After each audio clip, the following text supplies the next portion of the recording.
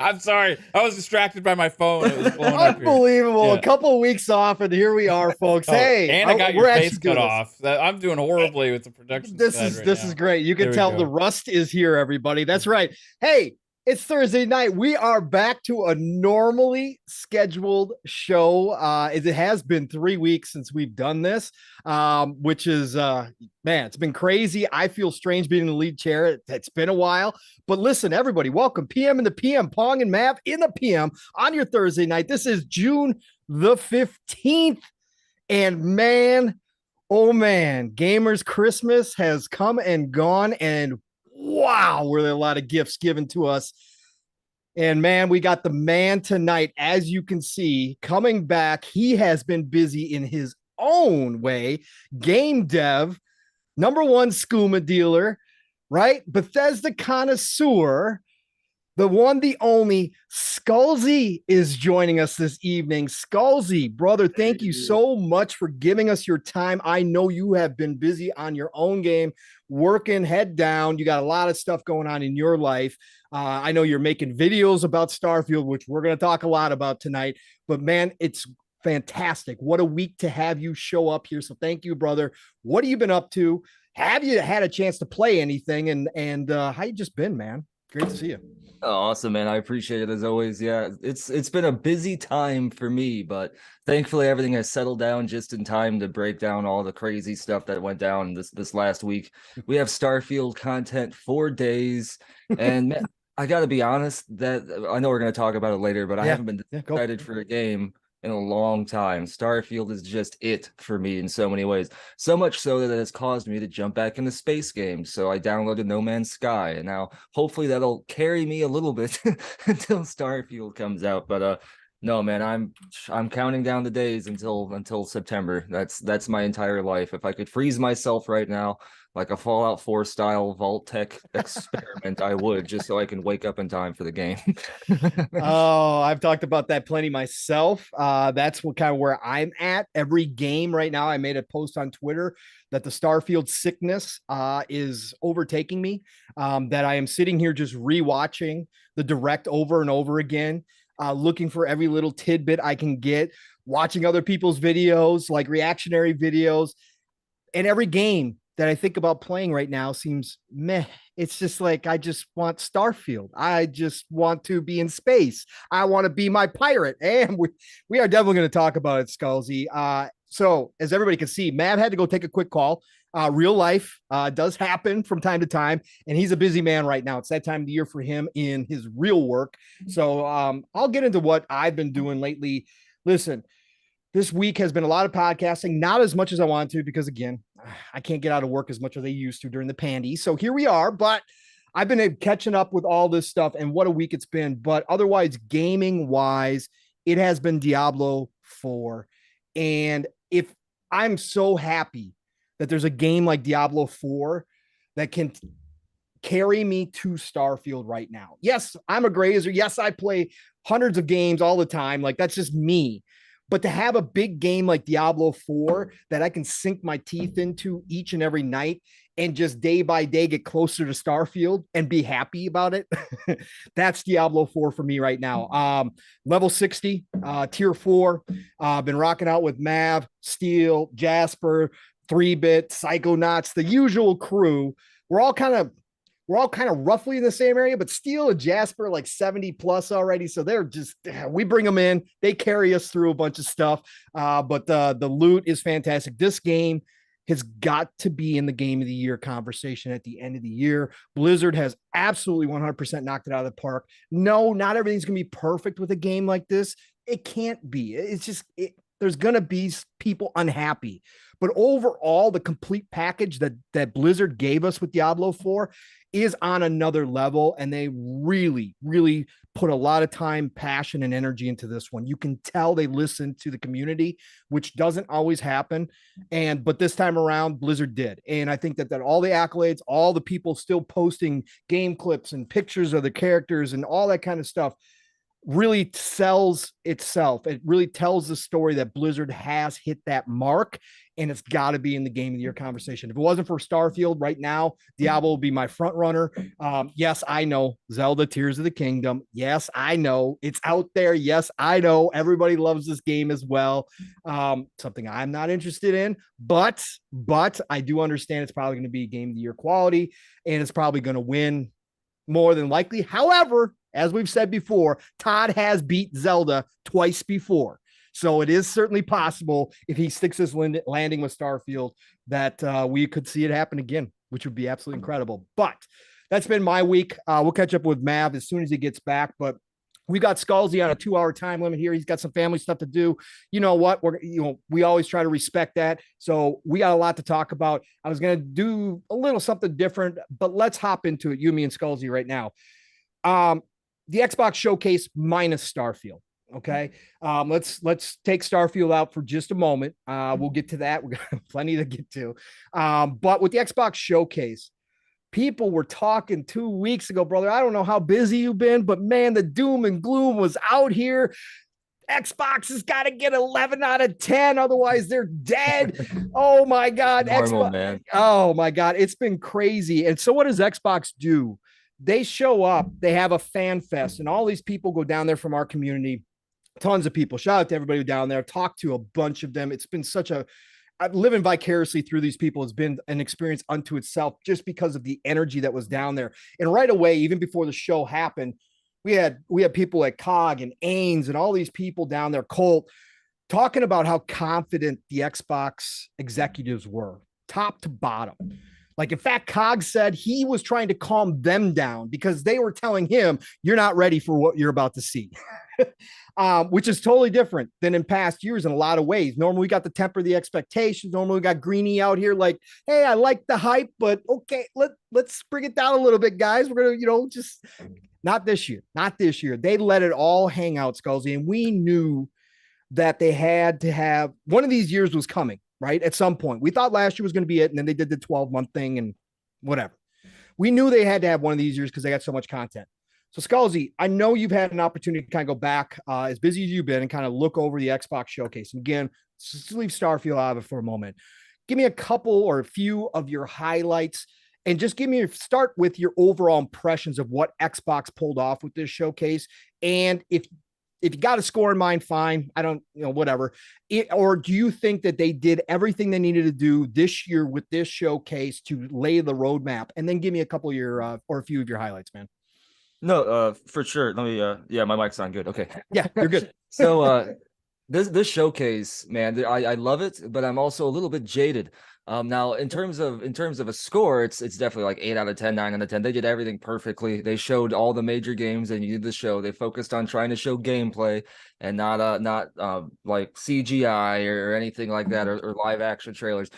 We even got to see Fable in-engine gameplay, which was nuts, which was one of my highlights, what I'll get into here in a second. But before I get to the highlights, the reason I'm jaded is because this was the year for Starfield in terms of showcase, right? When you think of the summer events like E3 and stuff like that, this was the year when if there was ever a year I would have loved to go to E3 in person and physically have been there. For Starfield, and not only Starfield, but all of these awesome other games that were announced, it would have been this year. Right. But of course, no, that couldn't happen. The last E3 I went to was 2019, and that'll probably be the last one ever. So it's just, I wish I was physically there, but no, it was an amazing showcase. It blew away my expectations because Xbox has kind of been on a good and a bad kind of a run with showcases like these. They do some stuff good, but they usually will do some stuff bad, which will leave people questioning what their motives are. We didn't need that this time. They laid out the roadmap. They showed us their main projects, and they showed us even some of the smaller ones as well. One of the highlights that I noted before was Fable 4. That's not a small one. That's a big one. It's one that people have been waiting to see more about for a very long time. Lots of questions about this game. Oh, a racing studio is making this. How is that going to work out? Well, it looks like it's working out pretty good because they're picking up on the Fable vibes perfectly. It's definitely high fantasy, almost whimsical type of storybook fantasy that you would read about as a kid, but made to be in a more like not adult world, but a realistic world. But there are definitely adult things in Fable. That's for sure. But at the end of the day, it looks amazing. Can't wait to see more about Fable. And another one of my highlights was City Skylines 2, which is kind of a weird, unexpected jump from RPG. Tell him. But I love, first of all, I love Paradox. I play so much Paradox, from Crusader Kings to Hearts of Iron 4. I love the deep strategy, world building, and City Skylines 2 has that for sure. I'm a big fan of the first game, a little bit against some of their DLC practices. It's kind of EA Sims-ish, where they try to throw anything into a DLC or an expansion they can and charge for it. But I mean, it is what it is, right? They at least the expansions have good content, so I can't complain, and they're not overpriced. But City Skylines 2 was another one that caught my eye for sure. I would have liked to see a little bit more about Avowed, but Avowed is kind of that wild card. To where we know that Outer Worlds 2 is coming, and the same studio is working on Avowed, two different internal teams, but still, Avowed is another one of those wild cards to where how Elder Scrolls-ish is it going to be. We know it's in Pillars of Eternity's universe, but ultimately, I can't complain at all. The showcase was amazing. Definitely surpassed my expectations, and I think this is, if anything, a good sign for the future of Xbox, because I don't like to get into the console war stuff, but I felt like Xbox did better this time for sure. PlayStation has a lot of awesome stuff going on. They usually always do. But I got to give the crown to Xbox this time. And I say all this without even mentioning Starfield, which is just another explosion that I... We'll get there. We'll get there for sure, Skullzi. Real quick, back to Avowed, because I was interested in your thoughts on Avowed. Did it surprise you how it looked, or were you in the camp that I'm in, like, hey, it's Obsidian, it looks like an Obsidian game, it looks as if somebody told me, hey, Obsidian's going to make an Elder Scrolls like game? Like, this is how I would have pictured it. Now, some people obviously had some different idea that it was going to be more realistic, that they were going to take, that Elder Scrolls, look and feel, and incorporate it. But to me, this was Obsidian doing what they do best, and they've confirmed that it's going to be a smaller experience. They're not going big open world. Originally, it started out that way. They refocused the game and said, hey, let's just get back to what we're masters of. Let's give it that Outer Worlds experience, except in a high fantasy realm set in Pillars of Eternity, right? And which has already got the great lore. So what did you think when you first saw it? Were you surprised, or it was exactly what you thought? It's kind of along the same lines. You bring up some great points. A lot of people with Obsidian, they want to compare them to Bethesda for obvious reasons. Bethesda are masters at world building, but they kind of go about it through a different palette. They try to balance gameplay with realism, right, and aesthetics. They kind of build simulations in a way balanced with gamification, I think is the word they use. Obsidian, they go more stylized realism. Their games definitely have a flair and a style, and they do a good job having the graphics match that style. They don't need to be photographic realistic, right? But they just need to have it look good, look believable and realistic enough, but fit the style. And I thought Outer Worlds did that great. Yes. And this is about the original release, not the remastered or whatever the heck that was that happened.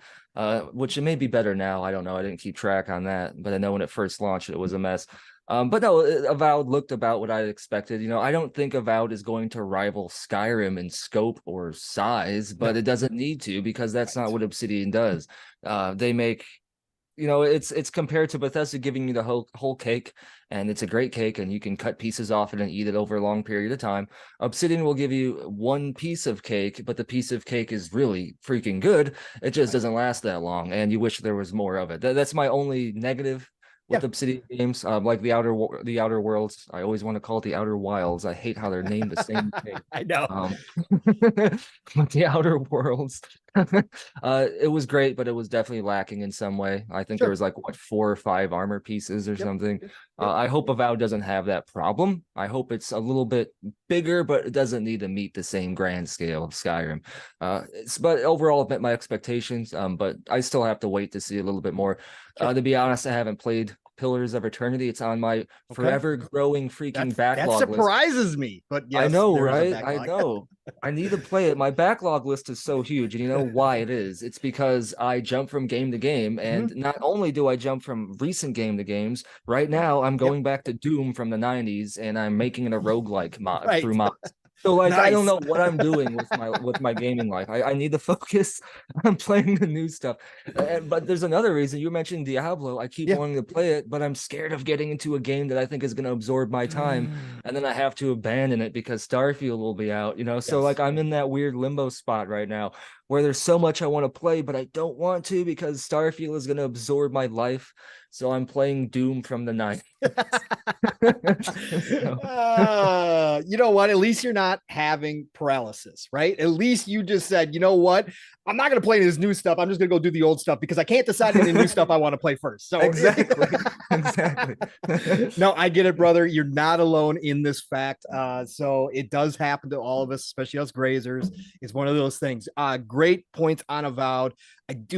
I would have liked, and I do want Obsidian at some point in the future to take on a big open world like an Elder Scroll, like a Fallout, because of how well they did with New Vegas. I think they can do it, but I understand why they decided to focus on a smaller Outer Worlds experience for this first game with a brand new IP. Do what you do best, get that out there, and then maybe the next go around you expand it out and become a little bit more open world, because I do think Obsidian can handle it for sure, but I can't wait to see more from Avowed. So agree with you. Math, you are back, brother. We are into this. You had to take a call. So sorry you know about what? that. Just in time for showtime, right? Yep. I had to take an important work call, but I am here. It's awesome to have Skullzi here. And I got to say, happy birthday to my beautiful wife, Caitlin. Today is her birthday. Yes. Thanks for letting us do the show today. She was actually insistent on it because we'd missed the last 2 weeks. We didn't have a regular PM in the PM. So I was like, you know, we don't have to do the show today. She's like, no, y'all got to do the show. Right. And then surprise, Skullzi said he could be here as well. So this turned out to be an amazing thing, all lined up right after the amazing week we had last week, rolling into the weekend. Getting this whole week started now with just Starfield hype galore, right?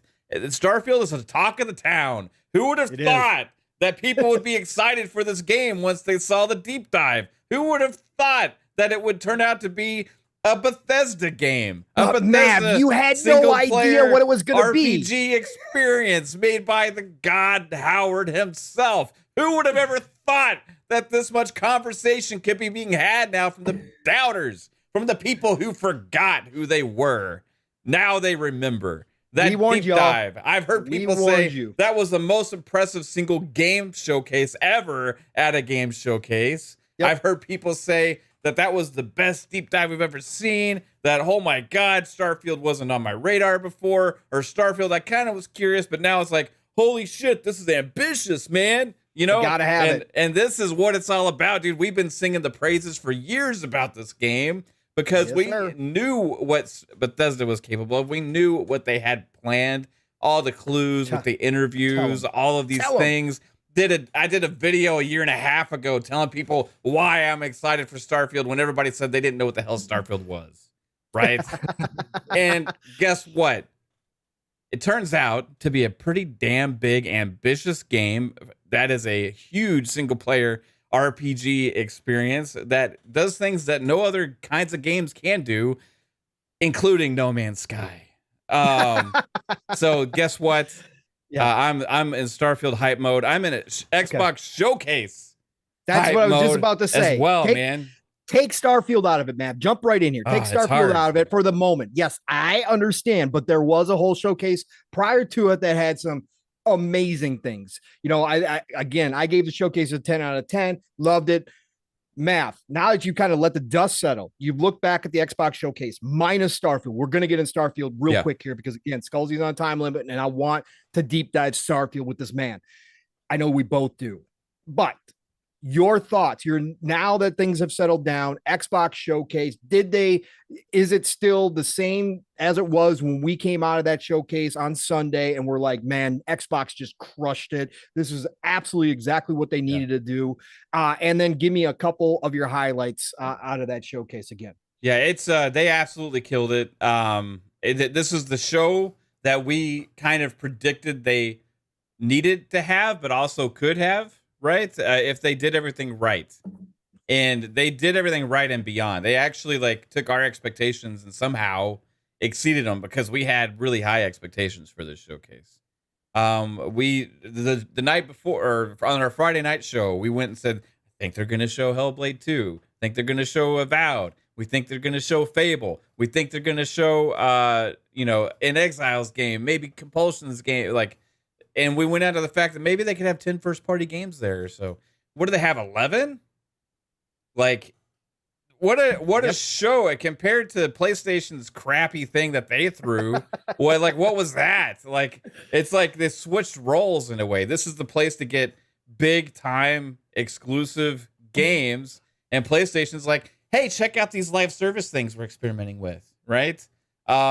It turned out to be everything that we thought it could be and more. But a couple highlights, man. I will say Forza was a highlight for me, but after the fact because of the Forza Monthly, right? The stuff they did and talked about there was yes, thank you. But besides that, focusing on the showcase, 2 games. Obviously, Fable was a massive surprise, so I'm not even gonna mention Fable because that's just a holy crap wow factor game that blew everybody's mind away. So I want to focus on 2 other ones, okay? And for anybody who doesn't know, 3-bit confirmed. That's how the game looks. That's how the game looks. That's how the game looks, and he worked on it. So engine gameplay. Yes. Which is it's insane. When people have been asking for a game to look like that, and then when they finally got a game that looks like that, nobody believes that a game could possibly look like that, right? So it's what it is. That's what the game is going to look like, which is absolutely crazy. But to go into specifics of the 2 games that I felt kind of surprised me a little bit. Y'all were already talking about one of them, which is Avowed, right? Yes. Now I am a Oblivion sucker, right? Oblivion is my favorite Bethesda RPG. Even more than Skyrim. I love Skyrim, but something about Oblivion just really did it for me, right? So homey and comfortable. Yeah, it is, man. It just makes you feel like you're visiting your grandma and she's got cookies for you. And it's for sure, man. Cookies with milk. And let's go. There was something about Avowed that kind of took me back, and maybe it's because it's a more high fantasy style, lots of gold and stuff like that in there. It kind of took me to that type of feeling that I got from Oblivion when I was playing that. So seeing Avowed in action and seeing all the different colors and how amazingly the art was in that game, but also I could tell it's going to be that RPG experience. It's going to be more divided, not just one big open world. It's going to be subworlds kind of. But that's okay, man. Sometimes these games have been so massive that I can't finish them, right? Or I can't do everything I want to do with them. So for me, to offset the games like Starfield, right? That it's just you could spend 10 years playing this game. I like when there's a game like an Avowed, right? And I would say Oblivion was a massive game, but it wasn't to the scale of Skyrim, right? No.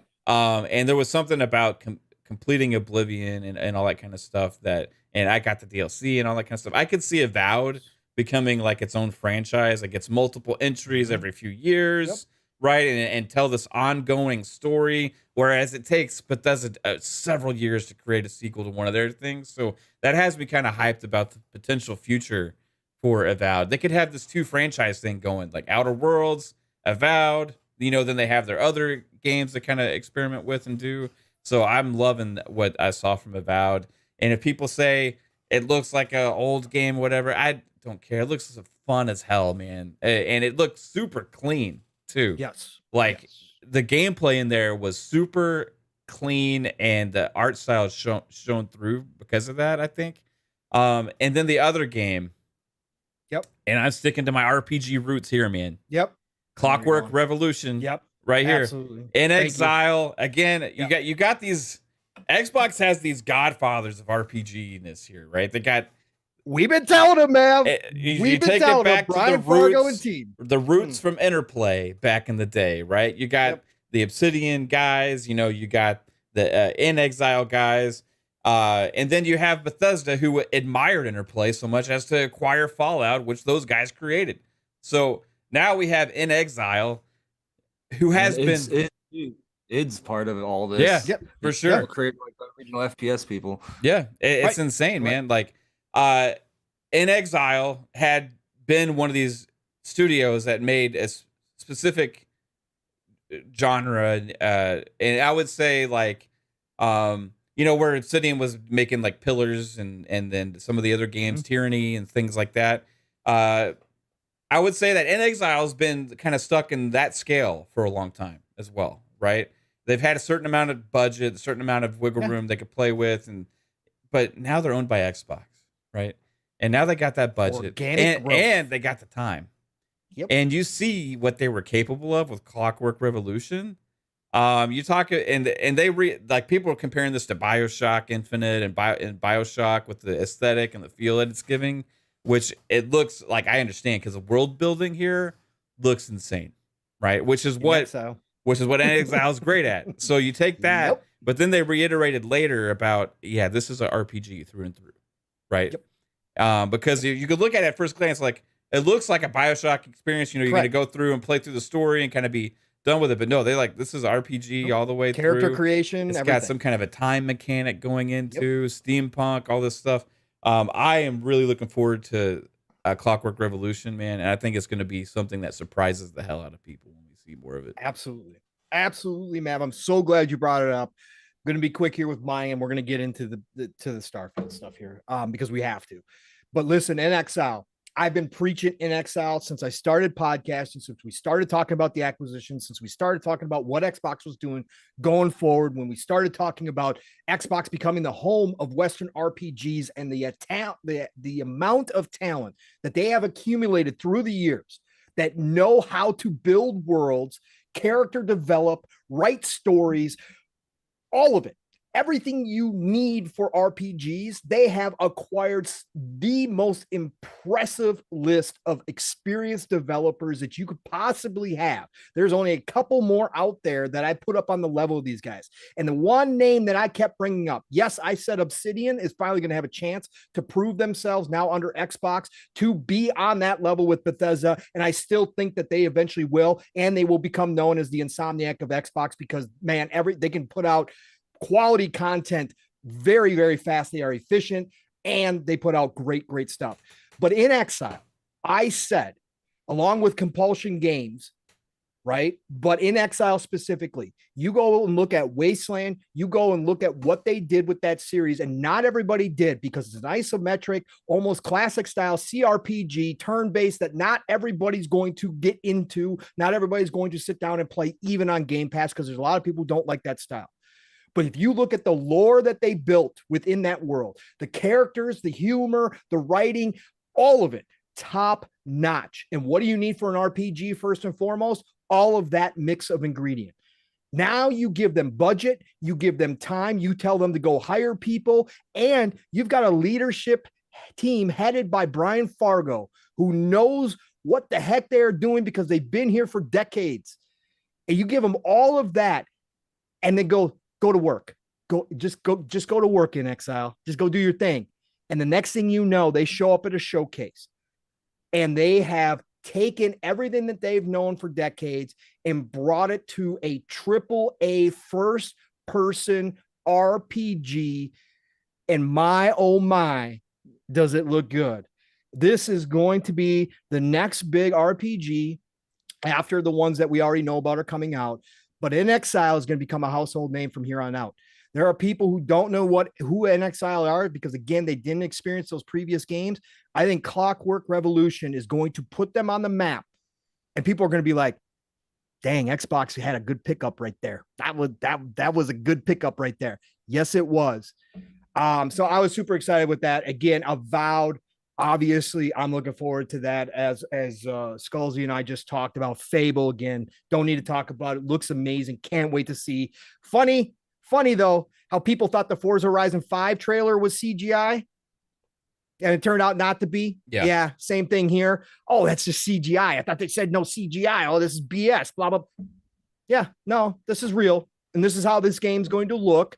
Whether you saw somebody with a controller, whether you saw UI, doesn't matter. When Playground finishes up Fable, this is exactly what you're going to be playing on your Series X because, oh, by the way, the developers confirmed that was Series X gameplay, by the way. So guess what? Fable's coming, and it's going to be absolutely fantastic. So yeah, I'll leave it there. I mean, I could run through this list and have a couple more, but I'm just going to leave it there because we need to get into the main event here. Respecting Skullzi's times, and I don't even know where to begin here. As we just were talking about, Xbox is now the home of Western RPGs. When they bought ZeniMax, and we knew that a part of that ZeniMax acquisition was Starfield and Todd and his A-Team's next big IP, I was instantaneously hyped because I've never lost faith in Bethesda and Todd. Again, I'm not one of those people who goes, yeah, but Fallout 76. No. We're not playing that game anymore. And that's why Mav, me, a lot of the Fun Speculation crew, a lot of other shows were out here going, guys, don't forget who these people are. Generational games, setting the bar for the industry, bars that people have tried to get to and still haven't hit all these years later. And you're going to doubt this team on a game that Todd himself has been dreaming of for over 2 decades? No. That's a good point, Pong, because there still to this date been a game like Skyrim? No. Not really. Not really. No, they're the only ones capable of doing this. Correct. Right? Bethesda does something special. I'm going to let Skullzi talk on this too when we talk about Starfield because there's so much here. But Skullzi, you have been preaching the gospel of Todd longer than even Mav and I have. And you've been on, YouTube. You've been a Bethesda connoisseur. As I said from the beginning, you're the #1 skooma dealer. By the way, I need to know if you're going to switch over to Aurora now. Are you going to be Aurora dealer or what are you going to do? It depends on the profit margin. Okay. All right. I'll have to see. You just steal them for raiding ships, Ships. Yeah, exactly. That's true too.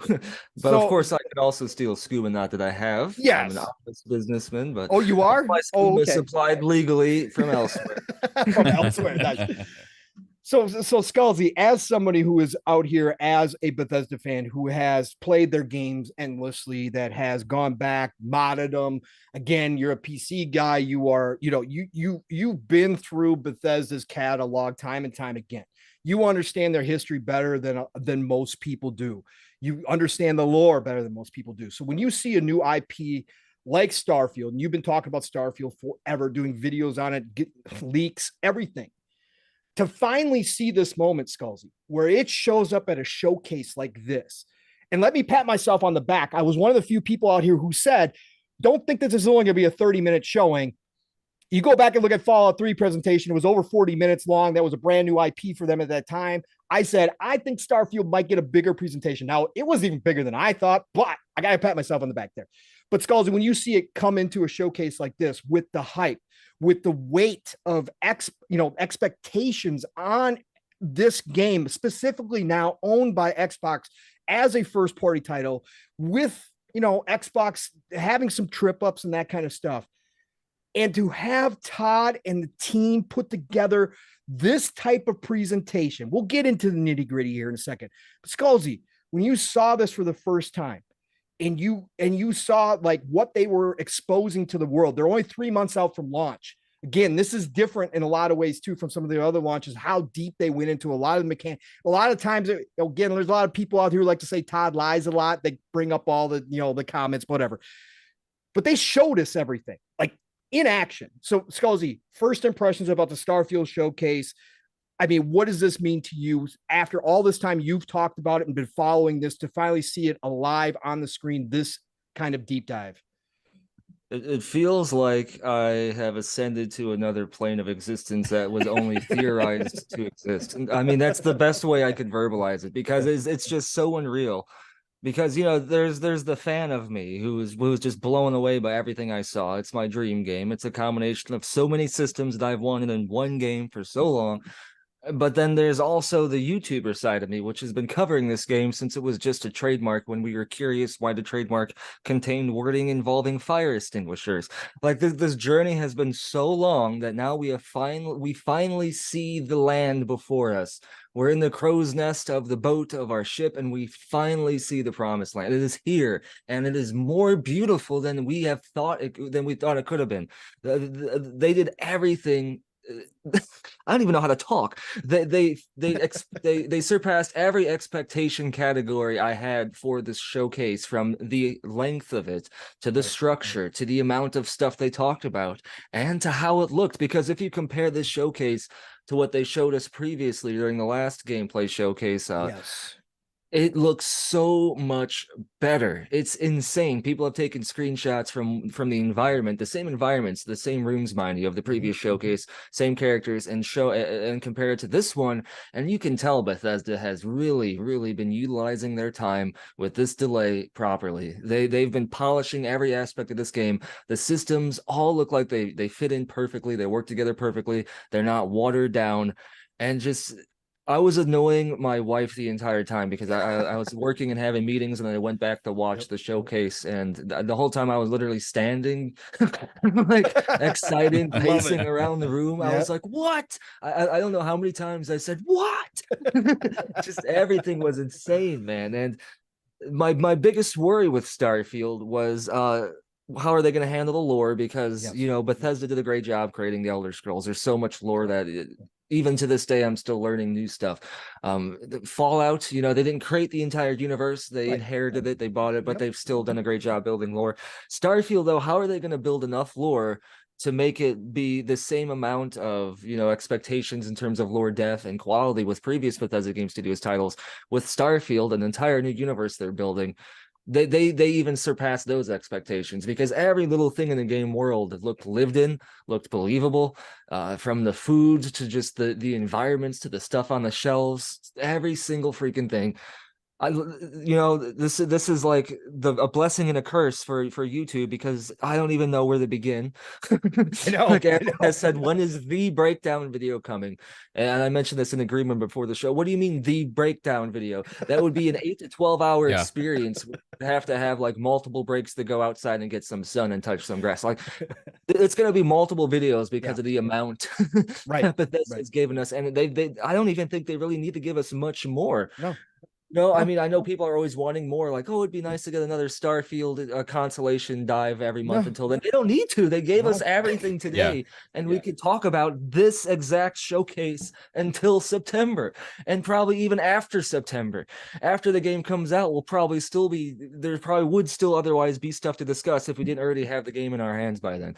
Showcase was amazing. Like and this is just the brief like litmus overview of it. Right. I'm going to get you into the weeds here in a minute. Mav, we talked about this. We did our reactions live. All of us have been blown away. We've been talking about when we get into parties and we're playing Diablo 4, we're still talking about Starfield. You've seen the discourse, obviously. We'll talk about the 30 frames thing a little bit too, but you've seen the discourse overall, but just the energy that this game has pumped into the community, energy that no matter what side you're on, no matter where you are, all the articles coming out from the mainstream media that we have ranted about plenty, all of it positive. Digital Foundry today, I watched John and Alex break down this, and they had nothing but positive things to say about this game. John said this is the first open world game that he's been excited to play in a long time. So that energy is what we talked about, Mav, when Todd Howard and the A-team show up. Nobody is ready for it. Some of us know what it's going to be like, but nobody's really ready for it. And then the people that forgot are slapped in the face silly with the experience that is a Bethesda open world game. Mav, sitting here now today on a Thursday after the Sunday showcase, I'm sure you've gone back and rewatched parts of it or watched other reaction videos, that kind of stuff. What are you thinking right now about Starfield and what it did for Xbox and yourself personally? What do you think, brother? So the surprisingly, like, Starfield was exactly what I thought it was going to be, right? Like, I mean, so like it lived up to the expectations, but it exceeded them based on the execution of it, right? It's like I know that's going to be in the game. I know that's going to be in the game. I know that's going to be in the game. But seeing it realized on the screen and the way and how beautiful it is takes that knowing what's going to be there to another level of holy crap, it's going to be all that plus look like this. And like, so and the other thing, like the biggest takeaway that was a surprise. Yes. This was the biggest surprise for me.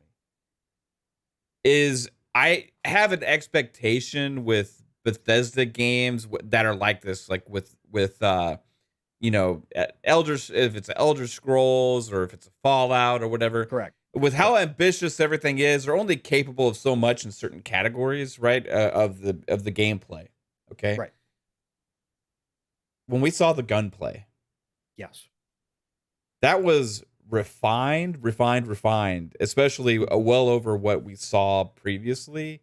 Mm-hmm. And they have, I don't know what they did, right? But when you see these action sequences and stuff with the gunplay, it looks like, okay, this is no longer going to be just an amazing RPG that just has like whatever gunplay. Now it's like, I'm going to be really looking forward to the gunplay because the gunplay looks sick as hell as well. And when you add all the physics elements to it and the gravity and all these other things, what they're implementing with these planets and stuff, that's where your mind starts to go, oh shit, this is going to hit different. Like what if I'm like outside on a low gravity planet and I shoot somebody with like a really big, heavy weapon, right. What's going to happen to me? Because they said that gravity takes into effect with these situations and stuff. And there was one scene where you saw on a low gravity planet, they killed a guy or whatever. He got hit, and then you saw his body just fly off into space. Right? He just like, and I was like, oh my god, this is gonna be so much damn fun, as well as something that we're just going to live in and get immersed in. Right? So that was my other main takeaway, is how they solidified the actual gameplay elements to go with everything else. And maybe that's because of the work they did with it or whatnot. They collaborating with other studios. And Todd said no. I don't know, man. It's like crazy. Like the improvement just from the last time we saw it, which was last year to this year with the same kind of gunplay, was a massive upgrade. So that was my biggest surprise, like, and takeaway from it. Like, but the game is what I thought it was going to be. It's just executed way more. And then if you combine like the interview afterwards that Phil Spencer and Matt Booty did on Giant Bomb, and they talked about the play testers and all these things, and like, and you saying the words that this is going to be the most bug-free Bethesda game at launch they've ever had is also pretty good. It would be today if it launched today. Yeah, he said if it launched today, it would still be the most bug-free Bethesda game that has launched, which is pretty insane, right? Yep. And that takes you to the level of detail and the level of importance that Xbox is placing on this franchise. He said like everybody has been working on trying to get the bugs out of this thing and stuff like that. So, man, I'm looking forward to it. Like there's little things you could look at and be like, oh, it would be interesting if like. I don't know this. Like somebody in the chat said, like, is there going to be land vehicles? Right. They didn't say anything about land vehicles, but I would imagine maybe a mod later could maybe implement those, or maybe they add them as an expansion, or Todd said there's more to see, or talk about them later. So like, there's other things like you're still curious about, but there's nothing here that's like a negative for me, as far as like the game goes. Right. So that's going to be amazing. I will say I got to save up and get a PC though, bro. Yeah, we're going to talk about that. We're going to talk about that for sure. Skullzi, listen, they showed us character creation. They showed us procedural generated planets. They showed us planet scanning. They showed us walking on the planet. They showed us jetpacking on the planet. They showed us gunplay on the planet. They showed us life forms on the planet. They showed us They showed us spaceship building. They showed us flying spaceships. They showed us dogfighting in spaceships. They showed us boarding in spaceships. They showed us piracy. They talked about smuggling. They talked about transport. They talked about bounty hunting. They talked about crafting. They talked about weapon modifications. They talked about food crafting. They talked about building outposts. They talked about your companions. They talked about hiring people to run your ship, to run your bases. They talked about the story. They talked about pretty much everything, Skullzi, pretty much everything, right? That's the thing. You list all that, and I think it's still just about 5 to 10% of the game. Like, I think that they've still barely shown us everything. I think there's still more systems. I think for all we know, there's an entire rover building system in the game I haven't talked about. Like that's how Bethesda does stuff. They try to show you a little bit, and they do a great job making it seem grand, because in this case it is. But then there's still so much more. So like, what still awaits us in this game? It's just. Skullzi, let me ask you. They ended it with the Force. Yes, that made me yell. I forgot all about that. That was the only sweet little lie that Todd told, because he said there was no space magic. But then, it turns out there's something in there, something exciting, and that's the thing, right? Because ever since Skyrim, people are like, "What is the thing the player can do?" That's separate outside of just the standard skill tree. You got the Fus Roda, you got the Thune. What do we have in Starfield? It turns out we have some kind of crazy ass space magic, which is probably linked to the artifacts and stuff. So like, makes sense. So many questions now from that, because I theorized for a long time, as much as like 90% of the rest of the community, that these artifacts were made by intelligent alien races, ancient or still existing somewhere. So if they have these abilities, how freaking scary are these aliens, and which expansion pack or sequel are we going to fight them in? Because clearly there's something a lot more powerful out there within Starfield's universe, and like every topic I can talk about can just branch off like a freaking like medieval Irish family tree in Crusader Kings 3 to a billion other directions. Like it's just. I don't even know where to go or where to stop. So you've been breaking down, Mav, and jump in with any questions you got too for Skullzi here, because you've started breaking down the showcase. You're doing videos. You said it's going to take multiple videos to cover this, but just from what you've broken down, right, and all the stuff that they showed off, give me a couple that just, we just talked about the space magic. We talked about that. That's obviously a big one, but give me a couple of the main ones that they kind of showcased that really wowed you when you look at previous Bethesda games to this. It seems like they've learned from every game that they've made and put it all into this. As a lot of people have been saying, this is 5 or 6 games in one. And obviously with their sandboxes, they've always had that in their games, but this one looks like they fleshed out so many different ideas and mechanics and systems, to the point where when Todd or any of the Bethesda team says you can do anything in this game, I almost is at that point where I'm believing it. Like, I'm expecting to walk in and pretty much do it. But give me a few of the ones as you kind of watch this that really wowed you, that really set it apart, where you're like, yes, they have learned, they are implementing it, they are now honing in on this. What do you think, Skullzi? Man, there's so many, so I'll try to narrow it down to a few, but to just summarize it before I get into them. This is truly the next phase of Bethesda Game Studios. Like, this is the ultimate like game, right? Like, this is the final boss game that they're making. This is everything they've been working towards in all their games, all their expertise, their masterful world building. Everything has culminated to Starfield, and every aspect of it has surpassed my expectations to a certain degree, to certain varying degrees, depending on what it is, right? So first of all, the way the game looks is just freaking nuts. The game looked insane. When I saw the visuals, I kept like having to pause and just look, because everything looks so clean. And then to find out the system specs aren't even that bad, really. Like, the recommended specs are fine. A 2080, RTX 2080 is not that bad for recommended specs to get a game looking that good. which is great for me because I have a 2080 Ti Super, so I know I'm set. Another thing is just the amount of stuff in this game, and none of it feels like it's No Man's Skyified. And that's a phrase I'll have to explain. I love No Man's Sky. It's a great game, right? But you can tell that it's just various modules of procedural generation creating stuff, and there it is. Starfield, that was one of my biggest worries. A game with over 1,000 planets. They're going to use procedural stuff. How No Man's Skyfied is this going to be? Because we all know Bethesda for their handcrafted stuff. It seems like every aspect of this game has enough handcrafted content to it that even if you just subtracted all the procedural generated stuff and you only put the handcrafted Starfield content on the table, it would still vastly surpass that of Skyrim, which totally surprised me.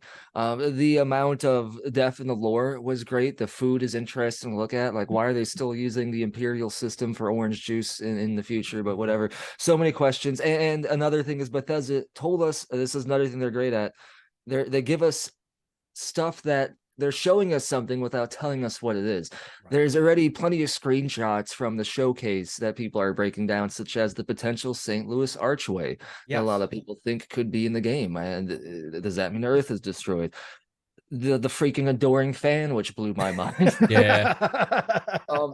I will say there's two potential worries if I have to pick from the showcase. One of which is they mentioned that on a lot of the planets that are the more random barren ones, the content isn't going to be the same from one player to another. That, I'm not sure how I feel about that. I'm on the fence a little bit. In terms of replayability, it's amazing, right? But when I hear that, I worry about the quality of it, because that is when I think No Man's Sky. Because No Man's Sky has a lot of stuff to it, but once you've seen the points of interest, you know what they're going to look like. And when you find another one, that's what it's going to look like. Are we going to find the same abandoned fuel depot that we found on Barren Planet Alpha 5-6 over in like Century 35Z? I don't want to see too many repetitive structure templates. But that's neither here nor there. A game that massive, there's going to have to be some give or take, right? And then the only other potential worry I have, the space combat looks good, but that's something we're going to have to get in our hands to see how it works, because Bethesda Game Studios usually has always had a weird relationship with vehicles in their game engines, right? From the vertibirds that are linked to physics in bizarre ways to the person who has a subway train for a head. So I'm curious how they're going to balance the feel of space combat, because I've played No Man's Sky, I've played Elite Dangerous, Star Citizen. Space combat is snappy, responsive. You got to be quick with your inputs to change power levels for your different components, but also you got to be able to have good control over your ship, and it's got to feel good. And not only that, but each ship has to feel differently, right? So you're in a small fighting craft. Like, is that going to noticeably feel different than if you're in a giant craft? So that's my only other potential worry. But Bethesda delayed the game. If all their systems are as polished as what we've saw in the new gameplay compared to the old, then I don't think I need to be worried. But man, the amount in this game, which brings me to my third worry. My life is going to be absorbed like this game is a lich. Like using a soul gem. Like, I'm going to be stuck in Starfield forever. And that's not even mentioning the expansions. And then the modding capability and potential for this game blows my damn mind. Sorry for cursing, but it must be said. My damn mind. Because the amount they can insert into this, you can have a planet with an entire storyline that's basically its own game. Someone can make Skyrim, and there's the Skyrim planet. You can go do Skyrim now in Starfield. Starwood, like, it's just nuts, dude. This game is gonna, I've long said this game is gonna take the gaming industry by storm, and everyone's gonna be talking about it.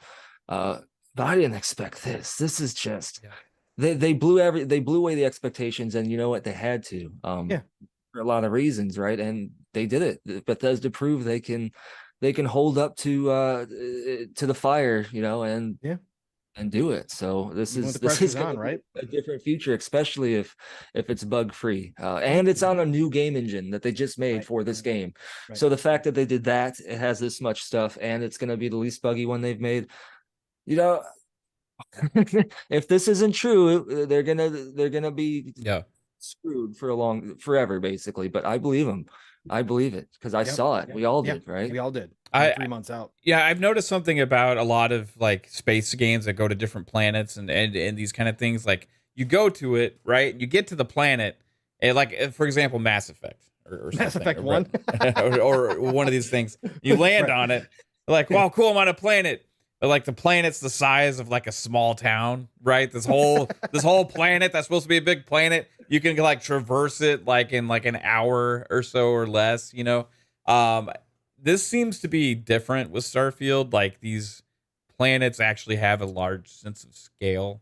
You saw the shots on the horizon. Is that something you noticed, Skullzi, as well? Because I that adds value to me when you say there's all these planets to explore. If they're not just little landing spots with like a little bit of stuff around them, you know what I mean? Yeah, that was one of my big worries, right? Because I love Mass Effect, but man, Mass Effect 1, it's just you get this little square, and there's 7 things in the square, 4 of which are the quest. You know what I mean? And the other things are one of 3 different options: rocks, crashed satellite, or radioactive rock. So I was worried how they're gonna do that because 1,000 planets, handcrafted content, obviously a heavy use of procedural stuff. How can we land anywhere on the planet, and then are we then stuck to that square? Is each square on the planet that we land on going to then be procedurally generated and then make up the whole planet, or can we land on the planet and just decide to walk across it for hours? Those questions I'm not sure if they really answered. Todd said we can land anywhere and explore the area, so he said that, but he didn't say how that area was generated, or if the whole planet at one point in time in one runtime was generated, or if it just generates on the fly. Because I, even though if it might make sense in terms of gameplay, I don't want to land somewhere and then see a border on the planet. I want to go everywhere on the planet, and I hope the playable space, it doesn't need to be realistic 1-to-1, because realistically, who's going to explore an entire planet? Right. Yeah, exactly. Like, so, right. But bigger than Mass Effect for sure. No Man's Sky kind of did it to where you can explore the whole thing, but again, it's the No Man's Sky thing to where it's just the same stuff, over and over again. So Bethesda's going to have to find a good balance there, and they've touched on this with the wording they've used, with realism, simulation, mixed with gamification and just fun, right? So it's going to be interesting to see how Bethesda handles that exact thing. My take on it, though, is I think we can land anywhere on the planet. The planets are quite large, but I don't think they're going to be Elite Dangerous or No Man's Sky level large. And there's going to be barren planets out there that barely have anything on them, Raj, but rocks, right? Because that's space. That's how space is. Realistically, out of all 1,000 planets, there should only be maybe 3 that are interesting to what a player would be. So no, that's a great point. I don't think Bethesda showed us enough for me to have I wouldn't call them worries or concerns, but just questions about that answered yet. There's still time, I guess. But really, I think it's going to be more than people expect. I don't think it's just going to be the Mass Effect square. Yeah, for sure. No. I was going to get a couple super chats real quick, Pong. Yeah, go ahead. First off, we got our very generous Alvin, a member for 12 months. Appreciate you, dude. Said Xbox has the best single player roadmap now. Wow. They do. I mean, what do we know about PlayStation single player roadmap? I don't know much about it. Alvin also with the $5. Appreciate you, Alvin. Again, says, for all the overblown talk about studio departures, people forgot who was still there at Xbox. We saw that on display Sunday, and it was glorious. Very good point. Lady Foxfire hit us with $5. Appreciate it, Lady Foxfire. Said, it makes me so happy to hear everyone being so excited, even if I'm not an RPG fan. So most of those games weren't for me. Forza and Clockwork, though, were my fave. Nice. Clockwork is also RPG, so maybe that'll get you hooked on RPGs. Always a chance. They're doing an interesting thing with Clockwork, kind of with the aesthetic and the feeling that it gave. Maybe are going to hook some of those BioShock type fans and get them into the RPG mechanics. Oh, for sure. Sure. That's it. All right. Is that all of them? Yes, sir. And you know what, chat? Shout out to all of you. We normally shout you all out, but obviously time limit. Got Skullzi here for a limited amount of time. Want to talk a lot of Starfield, but love you all. See you all in here. Over 200 people in here. hey, hit the like button, share it out if you got a moment. It helps us greatly. We've been having massive growth over here on Fun Speculations channel. So continue to do that. Thank you all for being here. Nothing but love and respect. The excitement levels are through the roof. Yeah. The roof. Oh, you said it right, man. There you go. Not roof. Roof. Can we talk about yeah, go. Can we talk about spaceships and building spaceships? Because I mean, they built Optimus Prime or Voltron or whatever. I should have seen that coming, right? Yeah. Because the Fallout 4 settlement building system, they built silly crap. I don't know why I didn't see Optimus Prime coming at all. It doesn't surprise me. And then apparently one of the developers makes platypus ships. Yep. Yeah. Yep. We're gonna see. Okay, I won't make that joke, but we're gonna see some curious ship design. We'll have some of those around, Skullzi, no doubt. Look at they were in Tears of the Kingdom out the gate, right? People were building them right away. Yeah. But no, speaking of starships here, Skullzi, a lot of people were taken aback because a lot of people didn't believe you're going to be able to get up and walk around your spaceship, right? A lot of people thought, oh, it's going to be static. You're going to be flying. You won't be able to do all this. Not only can you get up and walk around your spaceship, but how you build your spaceship is going to determine a lot, right? You're going to have a certain amount of capacity for storage. You're going to have crafting tables. You're going to have sleeping quarters. They even talked about the different manufacturers of the parts are going to have a different aesthetic added to your ship. They showed it off extremely well. But then they got into the shipbuilding too, and they showed the segment and they made it look really easy. And we're going to talk about the UI too. I want to get your impressions on the UI because my God, is that thing clean and gorgeous. But it carried over into the ship and the shipbuilding as well. Looked very simple. It looked very classic, neat. But man, then they said, well, you can just do the basics, right? You can do the basics. You can upgrade all these parts and, they'll be very simple. But then you can get into the actual building mold and you can change out each individual component as well if you want to. Skullzi, have you ever seen anything? You said you played Star Citizen. You said you played a lot of other space games, Elite Dangerous. I played Elite Dangerous. I don't think I've seen anything quite like this. No, this is like, Elite Dangerous did it its own way. You're buying levels of components, and upgrading it that way, like level B, C, A, and then, it had different manufacturers. Star Citizen had the different spaceship manufacturers, for luxury and military. But Bethesda has taken that and did even more with it, right? Because not only can we build the ships, but just the thought that we can build this massive ship tailored to our exact needs and then walk around it and see what it looks like on the inside, how our crew interacts with it. It's just such an experience that I don't think we've had before, really, in a space game like this. And the depth of the spaceship building is a lot better than I thought it would be because, when it comes to Bethesda Game Studios games, one of the worries is simplification because Skyrim simplified some stuff compared to previous games, which not the entire, fan base enjoys. It seems like Starfield is giving you both. If you want it simple, do it simple. It's fine. It'll work for you. All the systems are there. You're not going to really fail because you didn't decide to go open up every control panel and adjust every fuse, but you can, and you can also upgrade every single individual internal component of a modular. So they open up I can't remember the exact thing. Let's just say like the fuel storage tank or something, right? You can upgrade individual parts of that from its defense to its actual storage amount. So, and you can make it look like a beaver or a cat. So it's insane the amount of depth with this. And then you have the crew system. You can dock in a new place, go to the space bar or the spaceport and hire people. Right. And they'll have their own skill set. So they brought that over from Fallout Shelter, right? Jasper and I were talking about this prior to, and I brought this up prior to the showcase, and I was like, Jasper, do you think they're gonna bring from Fallout Shelter into this and have your crew actually make your ship or your base better depending on their skill sets? Sure enough, it shows up, and I'm like, yes, thank you.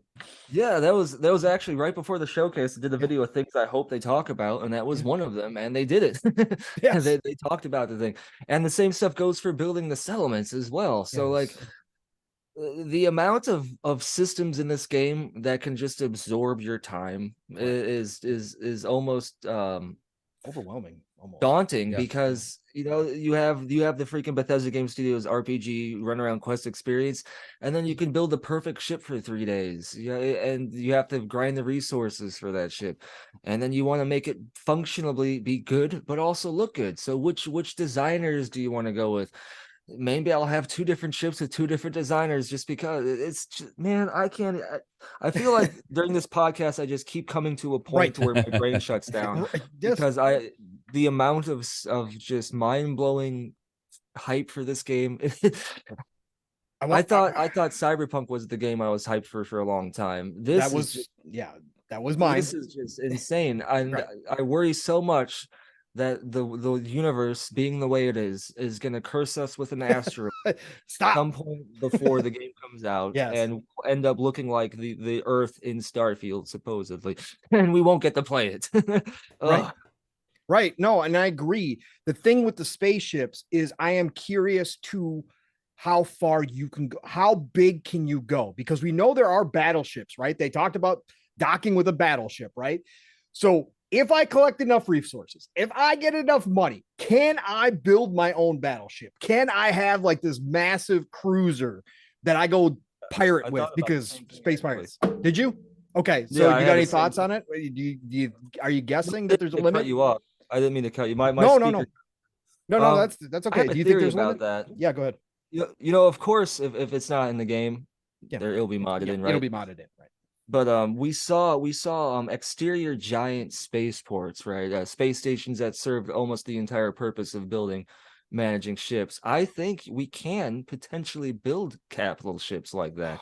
The resources will be massive. Yes. It'll be insane if we can, but you know, normally I'd be on the fence about this and I'd say probably not, modders will do it, but given how much Bethesda surpassed expectations, I think we could do it. And I think it would work because generally, even in most sci-fi universes, those types of ships, they can't land planet side. Right. They send, you know, smaller ships to do it, I forget what they call them, little pods or whatever. It's different in every universe. Right. So they could do that in Starfield, and we very well could just fly off of our capital ship in a smaller fighter and land on the freaking planet, right? And then go back to our capital ship and clear out an entire solar system and just travel the freaking galaxy.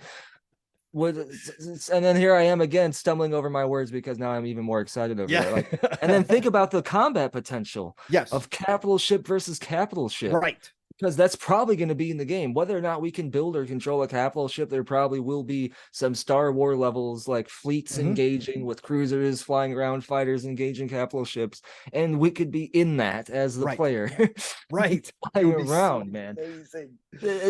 It's almost ridiculous to believe this is a game. Like, I know, I agree with you. End all be all, right? That's what Todd said. Yeah, Mav, with the starships, real quick for you. Did you mind when they showed the control panel and having to control your shields and your lasers versus your gravity drive? Did you like that aesthetic, or did you like, or that mechanic, I should say, or was that something where you were like, oh, maybe that's might be a little too complicated? Because Todd talked about this previously in previous interviews about how they kind of toned it back, like they were going to have you be able to run out of fuel, and they said, that's just not fun, right? That's just not fun. We don't want you running out of fuel. But they did add this whole system where you got to control energy. It reminded me of Wing Commanders, Rogue Squadron. A little bit more complex than I was expecting, kind of. I kind of honestly like that with space games and with flight games, because it adds a level of like immersion as opposed to just feeling like an arcade game, which is like, you know, like I think Skullzi, and people have said before, like, you know, Bethesda kind of builds like simulations in a way, right? It's not just arcadey fun or whatever. You know, they build things that you feel lived in. And if I am building a ship, spending time, and this is where it's different than just like hopping in a ship that's just bringing the game just for a quick story segment or whatever, like they did in Halo in the past or something, like right. This is a ship you build, you grow an attachment to. Right, you have a crew that's going to be servicing this ship, right? Right. When I sit in the captain's seat, I want to have stuff to play with, right? You know what I mean? Other than just like, okay, go. Like I feel like when I walk around that ship, I sit down there, it's like, okay, what is there? What is this new thing that I added onto my ship? What can I do with it now that I couldn't before? And so I gotta play it at the same time, but I feel like we're gonna get attached and invested into these things, and we're gonna learn them, right? As opposed to it just being like a gameplay mechanic, and that's the biggest difference. And we talk about the loop, right, of gameplay here. The interesting thing is we're all gonna have a different one, right? Like, and they touched on this, like the person who went and just pirated sandwiches to add their sandwich collection. Then you're gonna have like I'm already imagining, right, a couple different scenarios.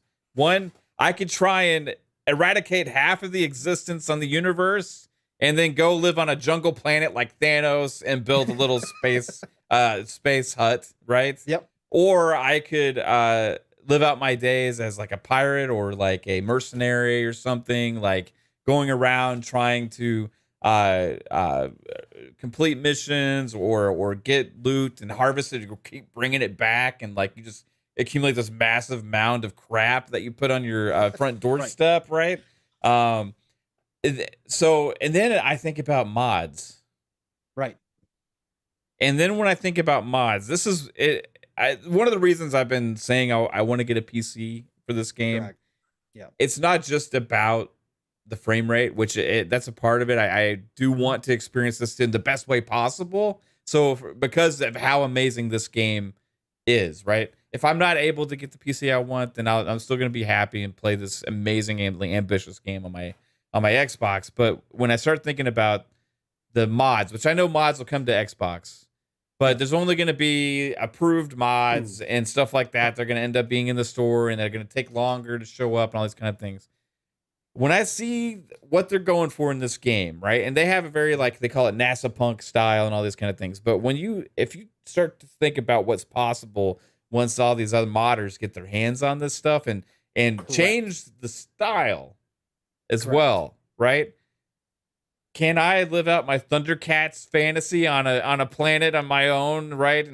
Or can I have X-Men and I'm in the Blackwing or whatever, Blackbird ship or whatever, and fly around? Can I have an X-Wing with like Star Wars? Like maybe I get into the Starship Enterprise and I name my character Jasper and I fly around like Jasper, like captain, of the Starship Enterprise. There's so many different things I'm thinking about with this game about what I think could be possible. And it is the end all be all space game, right? Correct. It's a game that you just don't play it. Like you live in this thing. Yes. You experience it.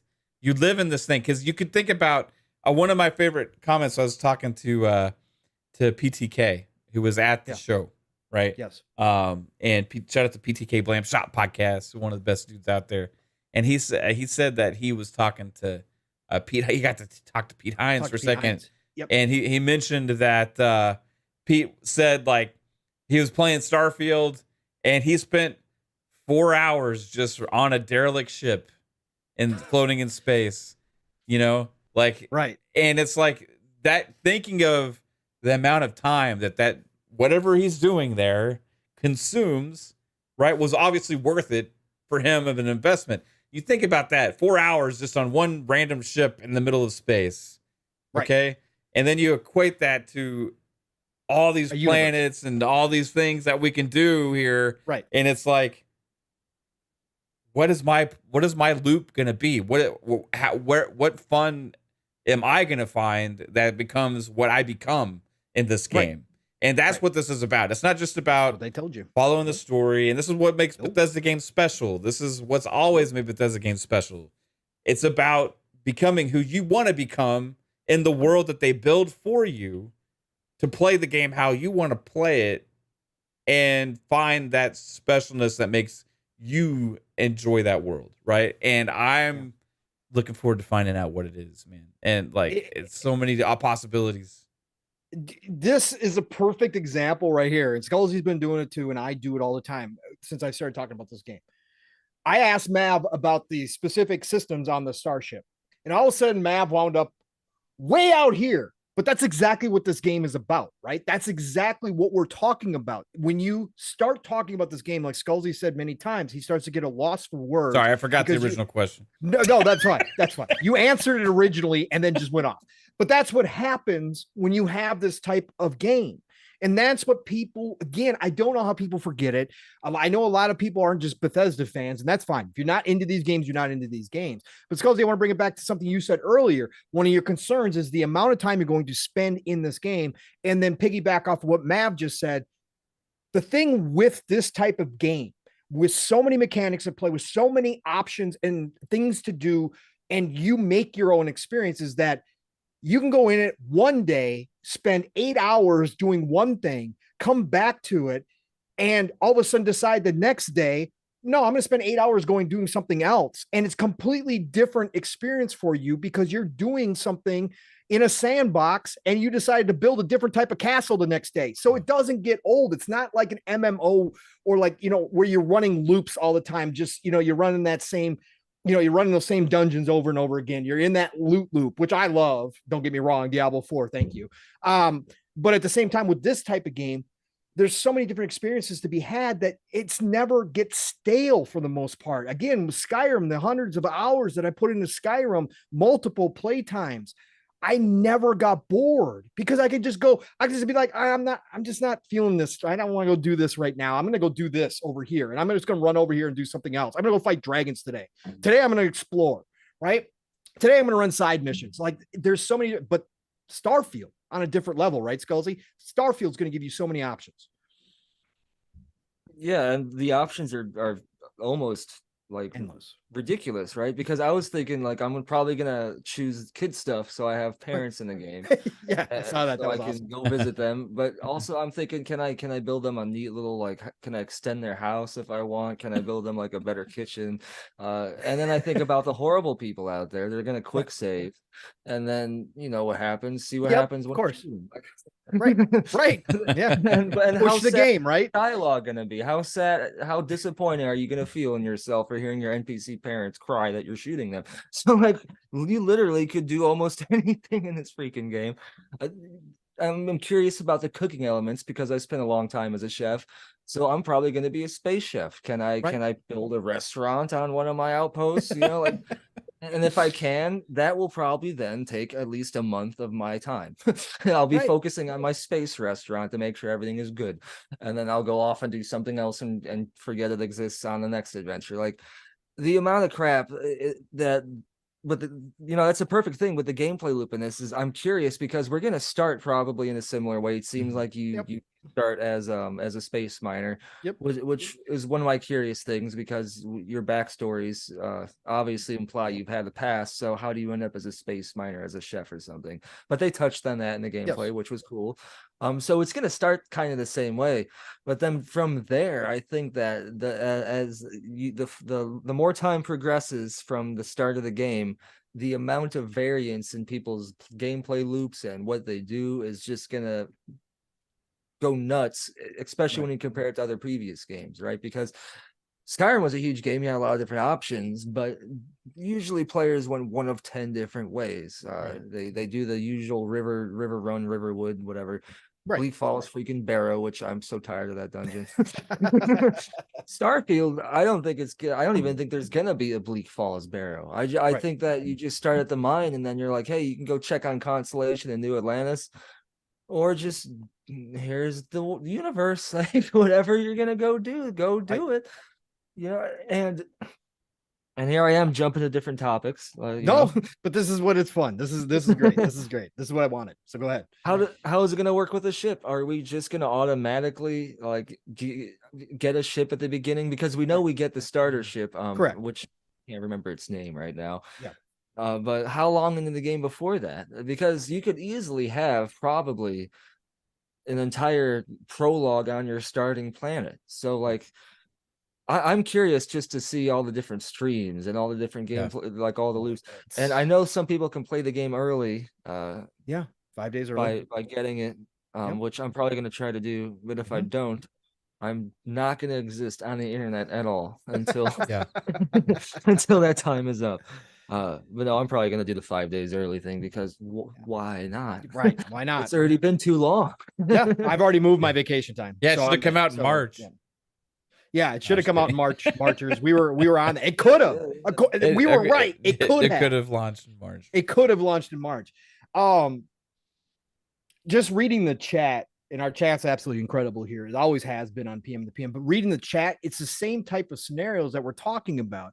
People coming up with all these crazy ideas of what they're going to do in this game. And there's so many different ideas. So many people are going to live out different ideas. You can become a bounty hunter in this game. They talked about it. You could spend your time bounty hunting the entire time, right? That's what the options. Again, I've already said it's a pirate's life for me. I'm going to be the most feared man in the universe, right? I'm going to have every single possible faction after me because I'm raiding everybody. I don't care who you are. I'm coming. And that's my plan. But I also have to have the plan. Well, I want my base. I want my privateer base where I can be safe. And what planet am I going to build that on? Everybody's going to be able to have your own planet, Pong. Right. I'll plan it all to yourself. Correct. Like all to myself. Do whatever you want. Put whatever you want there. Like it's crazy, man. And collect resources and then that's what it's exactly. If we can smuggle, they talked about it, smuggling runs. I'm going to be doing that as well. I've thought about the fact that can you get, if you set up a base, can you have ships that land there and transport your resources out? Can you do all this stuff? And like Skullzi said, if it's not in the game, and like you said, Math too, modders are going to come in and do this. Is modding going to bring in the fact that I can have a fleet with me, that it can be just more than me with some AI ships controlled that I own, because they already said, confirmed, you will be able to own more than one ship. You will be able to have a fleet ready at yours. Like they did say the NPCs could pilot the ships too. So maybe we can. Maybe we already can. That's what I'm saying. So can I bring them in? Like, can I be traveling with, 3-4 other ships in formation and we go in this is the stuff that just gives me so excited. Skullzi. Imagine starting Starfield, logging in, leaving your pirate base, choosing which NPCs you want to fly with you. Right. You go in 5 fighters deep and you raid a transport, dude. And then you defeat it, you board it. Just that entire process, man, is just, and that's just one little thing you can do in this giant sandbox. I'm gonna be such at a loss. Like, I'm at a loss with how to start talking about and covering the content. But when I start the game, I'm probably gonna be at the same level of what am I gonna do? Because you could do anything almost, right? Like, they said that multiple times, and I almost believe him this time, Skullzi. I know there's always going to be limitation. There's always going to be some where you're like, okay, well, that didn't work. But I almost believe him with this game from what they showed us. I really do. I think that this is going to be the most incredible experience ever. Let's talk about this, because I am interested in your opinion on this too, Skullzi. And Mav, you brought it up before, and let's talk about it a little bit here. The 30 frames thing. Obviously, a lot of discourse. Obviously, this has grown louder as this generation has gone on. We're seeing newer games come out. It started with, Gotham Knights was kind of a big starting point in a lot of ways for this.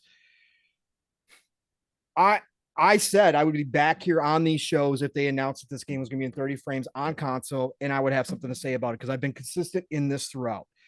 I'm not asking for everything. I'm not being an entitled gamer. I now have a PC that I don't have to worry about it, right? That's happened in the last couple months, but I'm still going to come out here for the console players.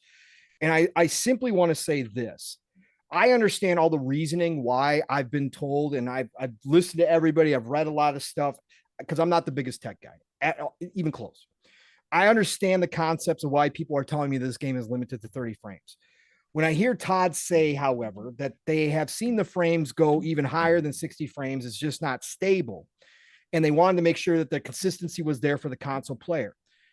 I'm still going to say it's hypocritical then to allow PC players to control as much as they control on their rigs and to have the experience they want to have, and not give the console players at least 2 choices: quality and performance. And if you can't lock it at 60 for all the reasons that have been said, and I believe all the reasons from all the devs that have come out, from everybody that's talked about this, I do believe them. But if you can't lock it at 60, give us a VRR unlocked mode. So the people who do have VRR with their console and with their TV can choose the experience they want to have. If they try it and it's just it's too unstable, I'm just going to play on quality mode. That's fine, but give us the option in 2023 to make that one choice. Again, I'm not asking for what PC guys get where you can do all the different settings and all, and I'm just starting to get into that stuff. It's crazy. I'm not asking for that. I'm just asking for two choices. But I'm going to start with you, Skullzi, as guest. What are your thoughts on the 30 frames? Do you think it's possible, that they could do 60 down the road? Obviously, we know modders will probably come in and figure out a way if Bethesda can't. They've done it before. But do you think that they should have given a choice up front, or do you understand why Todd and the team decided to lock it at 30 for the consoles right now? Yeah, so I got an interesting take on this from a game dev perspective. But first of all, I agree with you. At least give people the option, right? If they want to play what Bethesda says is the non-preferable experience, let them if they want to do it at more frames. But the begin on this, I was on console for many years before I moved over to PC. So I don't say this with any kind of insult to any console players, but I just always find it a little entertaining when console players complain about playing a game only at 30 FPS, because that's been like the console staple forever. Like recently we're starting to see better than that, right? And I get it. But at the end of the day, 30 FPS is generally what it is on console. That's generally what it's going to be.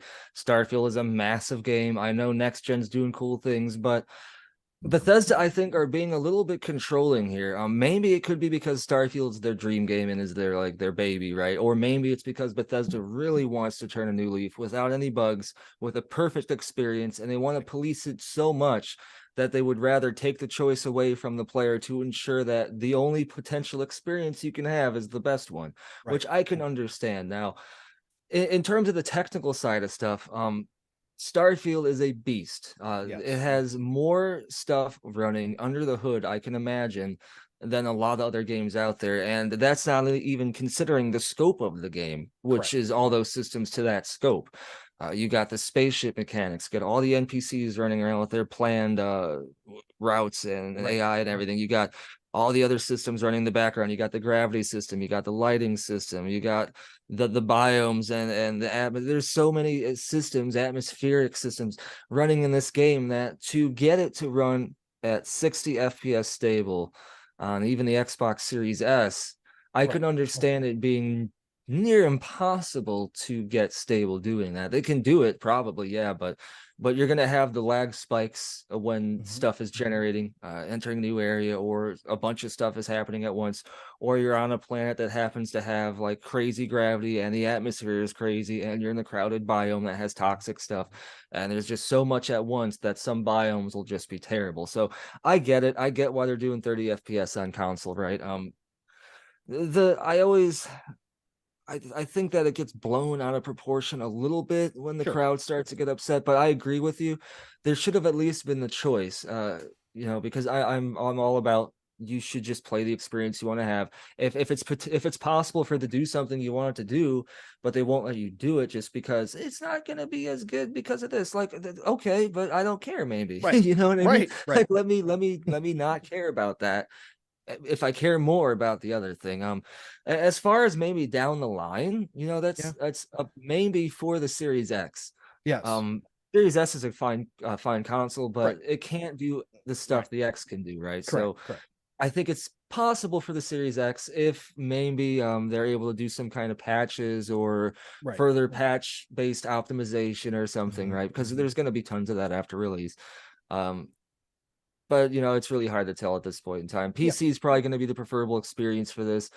But man, sitting on the couch, with a controller in hand, it just seems like it would be quite the experience as well. So we'll see. I don't think it's that big of a deal, but I'm PC player, so I'm kind of I don't have a No, and I get that.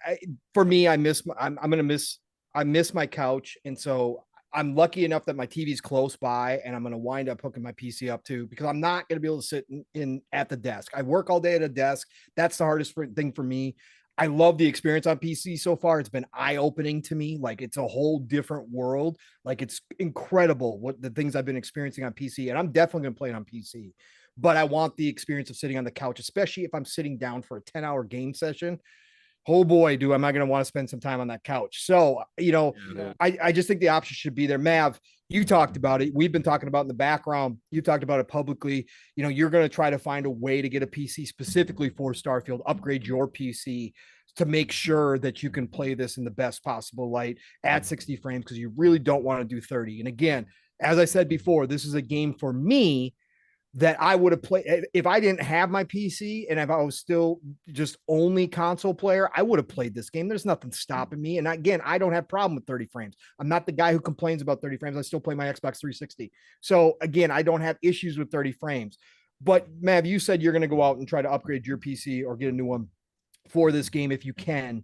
Otherwise, you've said I'm still going to play it. It's 30 frames, but I'm not missing out on Starfield. So what do you think, Mav, with all the discourse around this? And we've talked about this plenty. We've all been out here and said, listen, give us choices. You've probably been reading and hearing as much as I have about the reasons behind it. Are you taking this at face value that, listen, this is just a choice for the console players to keep the fidelity, to keep that consistency? Phil said it's not due to the system. It's not due to the hardware. It is a creative decision. Are you taking that at face value? Do you think there's something else behind it? Where do you sit on the 30? Yeah, and I've seen so many people break it down, and I've yes. done all this stuff too, and I get it, right? But then there's certain aspects to it when you look at it that don't add up 100% why there's not at least a second option, right? So, and I am one of those people that the frame rate has now, I've experienced so many 60 frames games, which I hadn't in like forever, right? And since the old days when sometimes the games were 60 frames, whatever. But like I've experienced so many games at 60 frames now that when I play something at 30, it's like a drastic, like, whoa, what the fuck? What just happened here? This is like different, like I don't understand it. And it has felt bad in some games, especially ones that are unstable, right? Like Gotham Knights was one I was extremely excited for. I had FOMO. I went ahead and got it, but still that it's taking me out of the experience too much, right? When I'm in the open world and stuff. So it does affect me. And if people say that for some people, you're lying if it affects you or you're this or whatever, like you don't know what you're talking about. You used to play games at 30 all the time. I get that, but something has changed in my brain. I don't know what it is, right?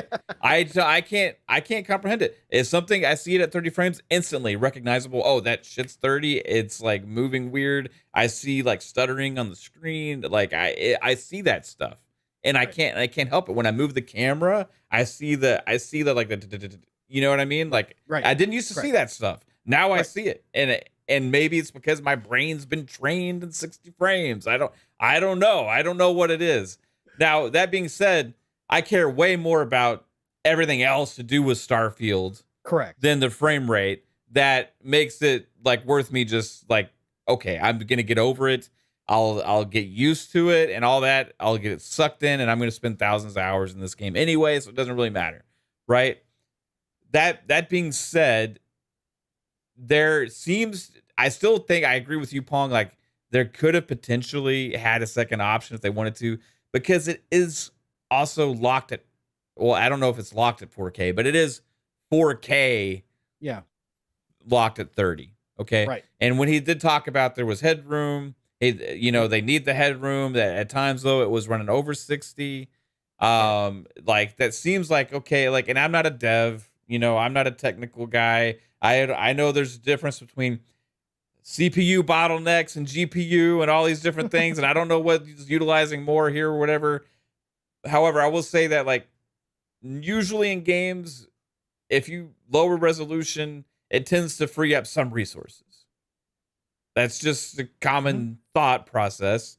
So my thinking is if you did lower it to 1080 or 1440 preferably, and you did have an unlocked mode. Yes.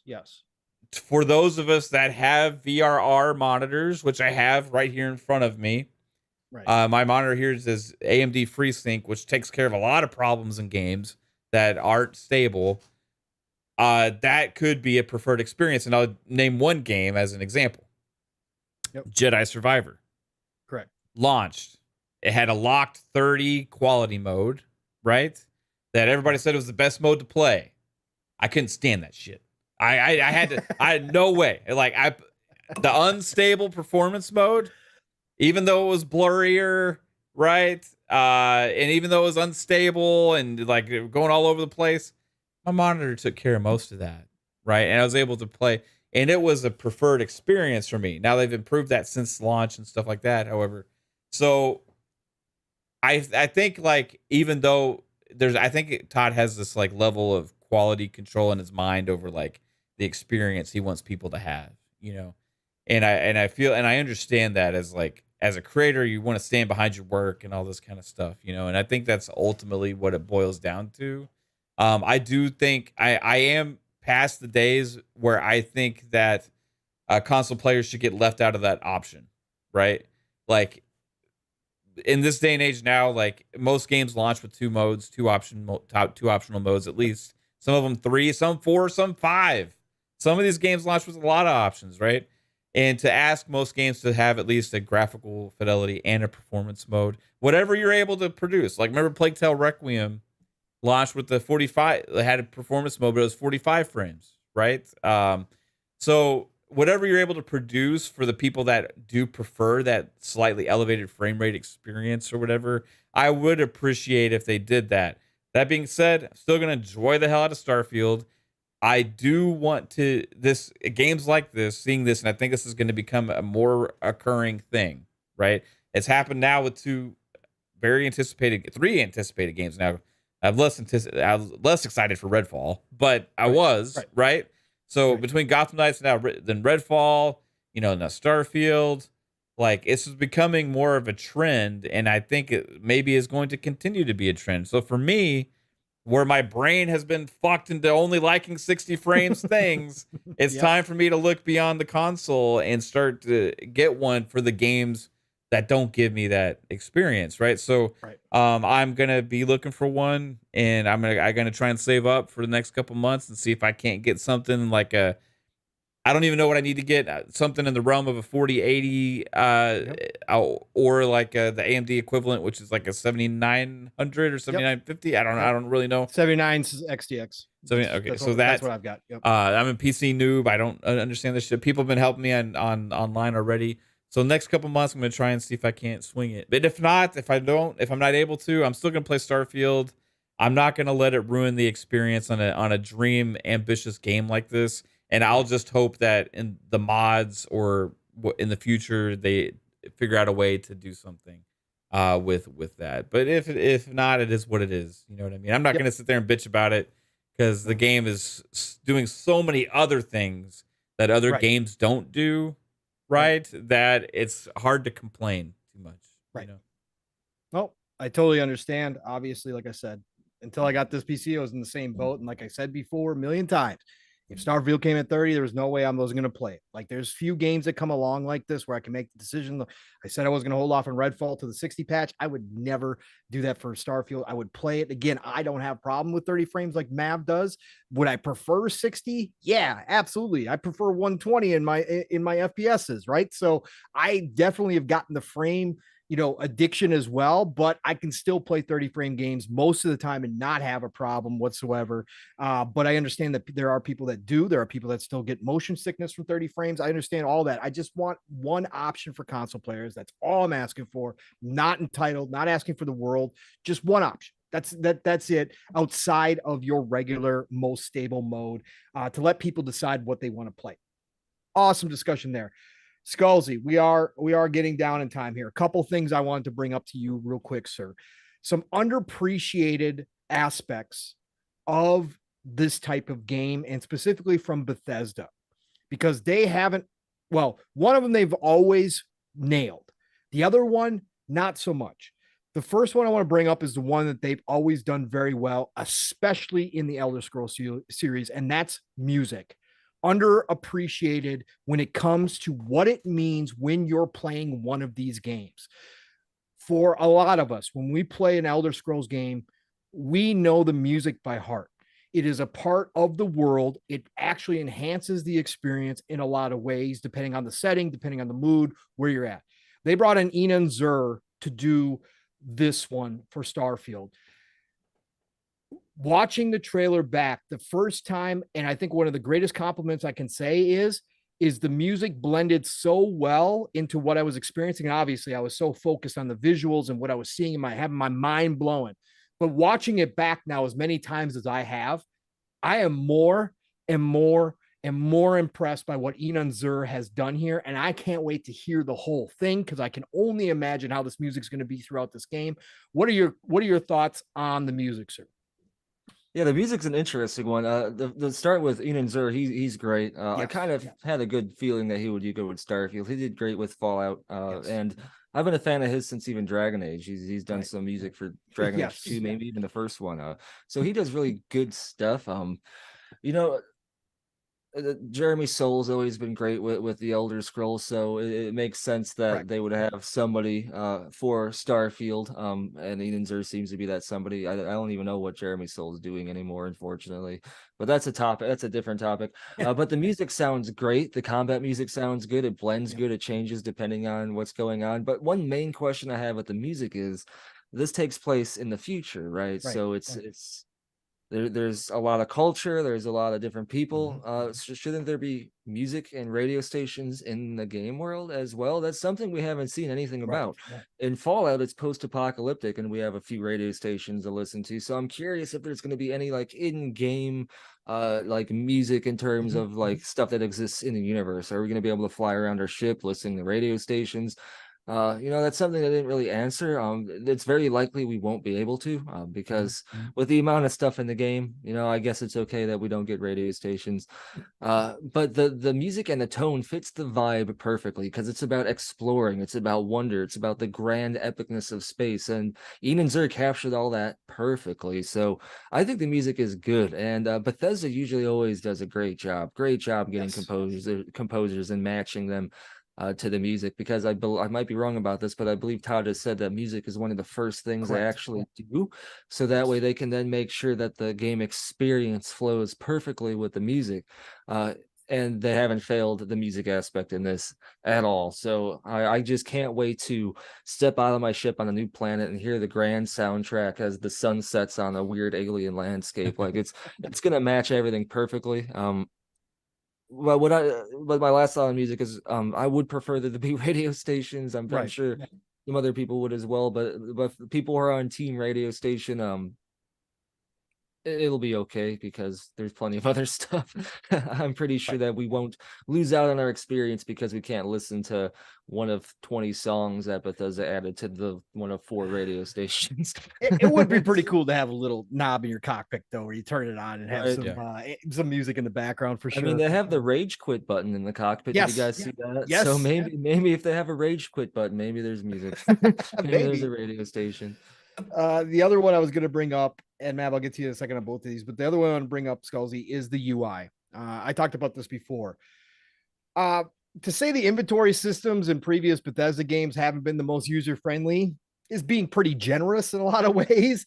It seems like this game being a culmination of everything they've learned all these years, all the feedback, everything that sitting down and refining some of the things that they weren't necessarily known for, like the combat that we spoke about. That's looking, again, we won't know until we get our hands on it, but it looks like a much improved combat system compared to even Fallout 4, which was generally accepted as pretty decent for a Bethesda game. This looks even better, but it looks like they refined it. And one of the aspects was UI. And again, people don't appreciate the importance of a UI until you have about 400 items in your inventory, and you are trying to go through them all. This UI, from the game screen UI to the actual menu screen, clean throughout, to the scanning of the planets, to all, just the aesthetic alone is so simple, so analog, that it just fits perfectly within this game. But then when they kind of went into it, your skills and all that kind of stuff really look great. What do you think about the UI so far? Yeah, the UI definitely fits the NASA Punk vibes too. It's clean. It's it's all around kind of the screen to your level up screen. One thing I noticed is the UI seems like it's built both for PC players and console players. In the past, that's been one of the biggest complaints. Skyrim's UI was better for console. You had to download like Sky UI or stuff to make it better for PC, but it looks like it's balanced for both, and it's simple. It's not just 1,000 menus you can click on. You got like 5 options, right? You got your stats, your inventory, your ship, and then there's that top one at the top, which I don't know if you guys noticed, but it was not labeled, but it was another option, and a lot of people are thinking that might be related to the whole space magic thing. But the UI looks really good. There is one little nitpick I can say about the UI. There was a part when the developers were going through a list of armor and showing like how the armor would change in the character. It was literally just a giant list of names of helmets, and he was just scrolling down a list of names of helmets like that. That probably could be improved a little bit, just because it's literally a list of text. You have to click on the helmet to see its stats. But I mean, compared to other stuff, it's good. Compared to their past stuff, it's an improvement. And just that one little nitpick doesn't take away from the fact that the majority of the UI and the interface is very good, very clean, and it looks like it functions without being overly complicated, which is a good thing to say, because Skyrim's was oversimplified. And then Oblivion's was a little overcomplicated. So like it seems like Starfield, they found the balance finally. so good. As we touched on numerous times in the podcast, they've really gone back on every aspect of it, and this is the climax. This is the great epoch of Bethesda in all form. So the UI is definitely up there for sure. Awesome. Yeah, and I agree. All the information is right there. Matt, thoughts on music and UI here? Again, not the most exciting of topics, but they're so important to a game like this. You got any thoughts on either one of those or both? UI stuff, it's going to be in depth because it's a Bethesda game. There's going to be a lot of shit to it, right? It's just what I'm expecting. The music, though, I'd love to talk about that. Like, music is glorious, man. It's absolutely glorious. I from the first moment we heard it, and the interesting thing, like they talked about how they create their games, a lot of times they start with the music because they want to give it this mood and stuff for like that they want to go for. And every time we hear this music, I just like get like, man, I want to explore space. Like it just makes you want to get in a spaceship and take off and like see what happens. So they've doing an amazing job with that. I can't wait to hear more because, you know, this is music we're going to be listening to for how many hours, right? So I'm curious about the different themes, the different things as we access different planets and get into them, you know what I mean? And there's not a whole lot more to say, and it's insanely impressive so far. This music will probably be in a video game type concerts for a long time and be used time and time again, because I think it's going to be that special. Like it's already in my mind. I can hear it right now, you know?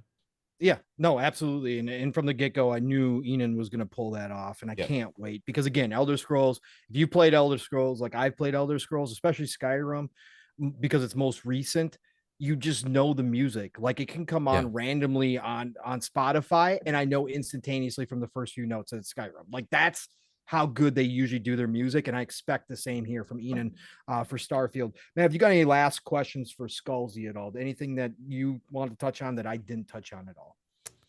I got a question for Skullzi. When you get into the open universe and this open space and you're free, what's the first thing you're gonna do? Man, that is the question, right? You're finally free. That main quest, I'm probably going to be avoiding like the plague for a little bit, right? So, man, really, I think what the first thing is that I want to do is find a pretty planet that I can get to and start building a base. I think that's probably going to be the first thing I'm going to do is try to build a base of operations. Maybe stop by my parents' house first, see how they're doing. Maybe they made me some space cake or space pancakes or something. But yeah, if the first thing isn't you have to work towards getting your ship, then it's going to be going somewhere and trying to build a base. Now, I'm sure that the list of potential planet candidates at the start of the game, depending on what we can reach based on our warp drive, isn't like gonna be the best. Like there's probably gonna be better You planets can out always there. move later. You know. Yeah, I could extend my real estate elsewhere, man. But no, I think the first thing is building the base, which is then gonna start the first gameplay loop, which is I need to get resources. So which means I need to level up my ship or my weapon so I can go to this planet that I know has palladium or silver or whatever, right? So and then that gameplay loop from building my base will then become a different thing. Then I'll go quest. How will the quests affect what I do with my base? Will there be quests that help me unlock more recipes for my base, more blueprints, right? I'm all about base building. About 60% of my playtime in Fallout 4 is building settlements. Right on. So you're gonna be ready for this. You're gonna be ready. Oh yeah, dude. From the spaceship building to the outpost building, like every aspect of this game, just the exploration, just man, I can't. My cat is sneezing in the background. Everything is so exciting, man. Like, but no, I think the first thing we'll be building the base, and then from there trying to like pick up on the vibes of what's going on around me, right? Like what stories are there going on? Like what conflict is there I can get involved in that I won't get killed? Because and often with Bethesda games, it's like which side do you take in those conflicts as well, right? Or can you exploit both sides and then just walk out into the sunset, screwing them both, right? No, that's just the thing. I usually will play games like this pretending permadeath exists, right? Even though if it doesn't, just because it adds like excitement, what's the word, tension, drama and excitement and like like risk. So I'll probably spend a lot of time making sure my character is powerful enough to actually do quests. So I'll be living the civilian life, right? Building my base, being a space chef, visiting my parents, mining the asteroid. And it'll be great because I know that I'm just scratching the surface, and at any moment all hell can break loose. I can get attacked. I can decide that I'm bored of this life and I'm going to start smuggling Aurora and pirating people. I'm so excited for smuggling because for those of us who have played Elite Dangerous, when you're docking into the space station and you have illicit cargo and it says scanning cargo, it's so scary and so anxiety inducing. And we know that's going to happen in Starfield because what did we see? Scanning your cargo now. Just please wait. You're all clear to land. Like we're going to be able to do that with a cargo full of drugs. Yeah. So like I'm going to be a narcotics space chef who's great to his parents. I love it. That's the way to do it, Skullzi. Again, it's endless. Great question, by the way, Mav. And maybe we'll both answer that if we get Skullzi out of here. Skullzi, to wrap this up and we can get you out of here, brother, so you can go enjoy your rest of your night. Anything else that we didn't touch on here that now that your mind's been kind of rambling through everything and kind of rifling through all this stuff, is there anything else you wanted to point out or just express how wondrous you thought it was when you saw it in this? What is there anything else to add to this here, brother? I mean, that's another thing that I can just ramble on about 5,000 different things, but I'll just cherry pick one thing out of there. We saw the adoring fan, which was great, right? Yes. I think there's going to be a lot more Easter eggs than that in Starfield. I think there's probably going to be a planet out there that looks oddly similar to Skyrim, that has some oddly similar plants that look like Nern roots and maybe some mammoths on it. I think Bethesda's gonna go all out with the Easter eggs in this game because they can. They have more canvas now to work with Easter eggs, right? One main thing I want to say is what's up with the Earth, because Bethesda has shown us Mars, they've shown us the solar system. The Earth looks a little bit different now, and that's not even paying attention to the St. Louis Arch picture. When you just look at the Earth in terms of the system, landmass, and it looks like it is post-apocalyptic. So maybe there's some Fallout Easter eggs on Earth we can find. I don't think it's the same universe as Fallout, but no, this game's gonna have people exploring, and I can't wait to see Reddit and Twitter where people are always posting about this cool thing they found that no one else did. That's going to be going on for a long time after this game. It's going to be I mean, we already have that with Skyrim. Still, people are discovering things, right? Like I discovered you can shoot the freaking gems out of the eyes of the statues in Skyrim, and they're gems, and you can shoot them with an arrow and collect the gems. I didn't know that, and I've been playing this game since it came out. So Starfield is going to be full of that stuff, but even to higher degrees because of just the amount of crap in the game. So I'm hoping to find all sorts of sci-fi pop references and Bethesda references, and Man, here I am rambling again. It's I think that's the best way to it's, sum up Starfield is it just is. it's just it's even talking about the game is just an adventure. So It's I mind can't blowing. wait. Yeah. I It's mind can't wait. blowing. Nope. Neither Counting can down I. the days, man. Counting down Yeah, the what are we days. at 78 for early access, right? So I think we're at Yep. 78 now, something like that. Last quick one for you, Skullzi, and I'll get you out of here, brother. Oh, no problem, man. You were on our show a while back, and we discussed some speculation. And you had a big speculative kind of moment. You kind of brought it up earlier when we were talking about the space magic and when they showed that off. But you speculated the possibility that we are going to travel somewhere through the artifact and maybe potentially meet actual intelligent aliens versus the alien life that we've seen so far. Did this direct change your opinion either way, strengthen it that you believe your speculation was correct, or did it kind of push you away from that and say, well, we're gonna get some insight into a different life form, but not really ever meet them? What do you think on that? Yeah, so my thoughts with that was kind of two ways, right? Like we can do the second step out moment where we're then in the alien place, and that would be mind-boggling, or they can just do the sequel, right? I think one way or another now I'm convinced in Starfield we're going to discover aliens exist because they've already hinted at that. Right. But in terms of my original thought to where we will eventually in the game without an expansion or a sequel go to an alien solar system or whatever section of space and interact with them, I think it's still just as possible, if not just a little bit more, because they said the word alien in the thing right now. That's still a little bit of speculitis, like a little speculation salt rubbed into the open wounds kind of thing. But I think it's still just as possible, because Bethesda has been saying there's no space magic in the game, yet there apparently is a form of it, right? So there's still the potential for huge, groundbreaking, mind-blowing things to happen, to discover in the game. And I think it's just as likely that there is a point in the game when we're getting close to finding the last artifact and we think we're done with the main quest, that we discover we're only about halfway done with it, because the next we got to deal with going to these aliens and assessing that risk, meeting them, figuring out what's going on.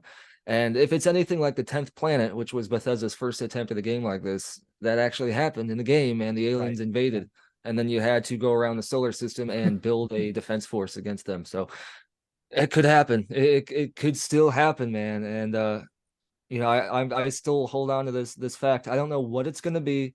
I don't know if it's gonna be the alien thing or if it's gonna be something else. But I think there's still something in Starfield, at least one huge mind-blowing thing that they're keeping close to their chest, that we probably won't even discover until we're like 50 hours in. So, and that on top of all the other stuff in the game, it's just. How? Yes. Like I just as if we need how, more. why, Right. if, like just random words now because of how mind blown I am. I love it, Skullzi. That's why it was so great to have you here tonight. What a perfect week to have you here again. Thank you, brother, for joining us. Thank you for giving us your time. Know you've been extremely busy.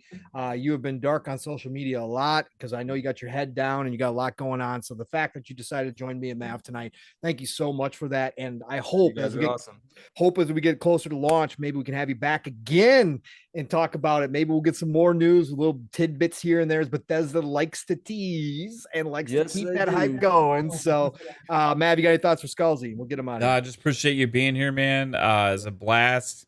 What better time after that Starfield Direct where we got our minds absolutely blown. And I can't wait to have you back again in the future, dude. So thanks for coming on. Yeah, of course. Anytime. I'm always down, man. My schedule's opening up now, so just in time. Awesome. Skullzi, tell everybody where they can find you or what you got going on, brother. If you got anything coming up here, I know you got the videos coming, so go ahead and sell your ware.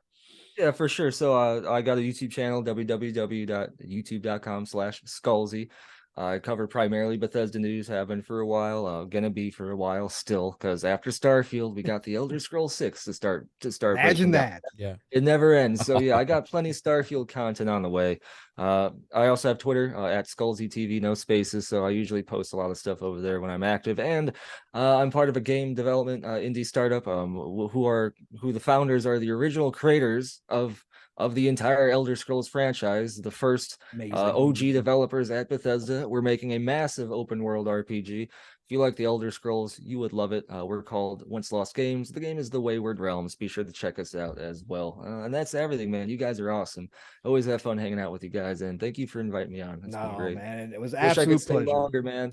No, that's okay. Go enjoy your night. I get it. No, go enjoy your night. Maybe we'll have another night when you're not so busy. You can stick around for 4 hours like Mav and I like to do, and just talk more Starfield, because that's going to be great. And I want you to think about this, Skullzi. Just wait until Xbox gives Todd access to AI to integrate into Elder Scrolls. What that's that's a whole nother bag of worms, man. AI is going to be a feature of gaming people don't quite understand. It may be a little off and on now, but it's expanding fast, or improving fast rather. So yeah, for sure. Yeah, for sure, man. Have a great night, Skullzi. Thank you, easy, bro. Appreciate you so much, man. See you, Mav. See you, Pong. Later. See you, chat. See you, everyone. Chat, put your hands together for Skullzi. Go follow that man, please, please, please. Please. He's got great videos out there. He deep dives everything Bethesda. The man knows it. He is the one out there that's found code names such as Spy Team. That was Skullzi who originally found that before anybody else did. The man knows his Bethesda, and it was an honor and pleasure to have him here. So thank you all for joining us. But Mav, listen, it's you and I now again, brother. Here we are, back to normal PM in the PM. Haven't had one of these in a few weeks. We just talked a whole lot of Starfield, bro. We did. And the more I talk about it, the more excited I get. Like, I am literally like a drug addict right now waiting on this game. Like I am. Like You gotta get. That's why I keep watching reactionary videos and going back and watching breakdowns. What did this random other person think about it? Right. I just want to hear Was other their people mind blown like me? Yes, that's exactly it. I watched Angry Joe's today. I never watch Angry Joe. Yeah. I could care less about Angry Joe, but I watched his today. I hate this And man, but I want to know what he even thinks about it. But his mind was blowing, and it was awesome to see him get all excited, just like us, about this game as the Direct just kept going on. The one thing I haven't heard is anybody complain about how long the Direct went for. Like everybody said, well, we weren't expecting it. Wasn't long enough. I could have watched that for another 45 minutes. Easy. Right? That's the crazy part. They did such a fantastic job with it. But chat, thank you all. You guys have been absolutely phenomenal listening to all this. I hope you guys enjoyed Skullzi. Again, having him here for 2 hours was just absolutely an honor. And we will have him back again, because Mav and I both enjoy the hell out of that guy. He is a great human being too. It's just a super cool dude. We do have a super chat to get to, Pong. Go ahead. Tom from Toonami hit us with $5. Says, I'm going to make a ship that can bend space and time. I'm sure it'll all be fine. Call it the Event Horizon. There you go. Yes, yeah, I'm sure things will be great. And then this wasn't a super chat, but I gotta read you Dragonheart Yobi's comment earlier. Oh, I think I saw it. But go ahead. He said, I owe Pong Soul a huge apology. I told him not to be hyped for Starfield. I wasn't. After that deep dive, Pong, I apologize, and I got the Constellation Edition too. Hashtag Hordivores. Hordivores. That's from Living Split Screen. That's a Living Split Screen joke. God. That's a Living Split Screen joke. Listen, legend. You're good. I don't take knees. I don't care. I'm just excited that so many people that were on the fence or were trying to temper their expectations and their hype level. I totally get it. Not everybody's built like me. Not everybody's going to get hyped like this. Again, I've been a Bethesda fan and a Todd fan for so damn long that I never had a doubt in my mind that he was going to pull this off. But for everybody who did, that's okay. I'm just excited to see everybody so freaking excited and just anticipating this game. That's cool with me. I'm glad you liked what you saw. I've been telling people that have been hitting me up on Twitter and stuff. Again, I just love the fact that the Starfield Direct did exactly what it was meant to do, to such a degree that it pushed people off the fence, because that means they nailed it left, right, and center. It's not just about the guys that were already hyped for it, like me and Mav, the guys that have been out here talking about this game for years, like Skullzi and us. It's not about us all the time. It's about the people who they had to convince that this was the next game that they really wanted to play. And Todd and the A-team, they did it. Yeah. They did it. And I should mention this because Dragonheart brought it up. Yobi brought it up there. Yeah, I had the Constellation Edition pre-ordered. GameStop screwed me. They took my money, but didn't complete their order. So I got jacked out of the Constellation Edition. I'm supposed to have my money back in my account tomorrow. So I'm going to be on the hunt. I did, however, secure the controller, which is one of the most beautiful controllers ever made. And no, this podcast is not sponsored by Xbox or by Bethesda or by Starfield. But I got to say, if you guys are on the fence about the Starfield controller, nobody's lying to you. You've probably seen a ton of it online on Twitter these past few days as people get it. This thing's worth it. I know it's a premium price. It is more. It's $80 or whatever. But this thing has a different feel to it. I haven't felt the controller feel this good since I picked up an Elite. I don't own an Elite, but I have friends that do own the Elite. This is a different quality right here. So if you're on the fence about the controller, go pick it up before it is gone, because they have stated it's going to be limited. I'm sure they're going to sell a ton of them. Don't get me wrong, but eventually they probably will close it out. But man, this thing is gorgeous and absolutely amazing. But yeah, on tomorrow, if I confirm that the money's back in my account, I'll probably put out a Twitter post asking people to give me a heads up if you see the Constellation Edition available anywhere so I can get that pre-ordered. I'll probably be going the PC one, preferably this time, since I've made the decision. That's where I'm going to be playing it mostly. But if not, I'll take the Xbox One as well. So, Mav, this has been a hell of a week, brother. It hell has. of a week. Like one game. Again, like Skullzi said, we could have sat here and talked 4 or 5 hours about Starfield. There's just so much, because you start talking about, and there's just more to talk about. But we did have other showcases happen outside of Xbox. We did have Gamers Christmas E3 style kind of week here, where there was some good stuff announced. Not every showcase hit. Yeah. Looking at you, Capcom. Oh, blog post. That was blog post. Yeah, that was horrible. But we did have some surprises. Ubisoft overall, average maybe, but we did have some big games announced this week, man. Way better than their last couple of years. Yes, showcase. way better. Even though Yves doesn't even know his own games. Again, get that man off the stage. Somebody tell him. I don't care if you Star Wars Outlook.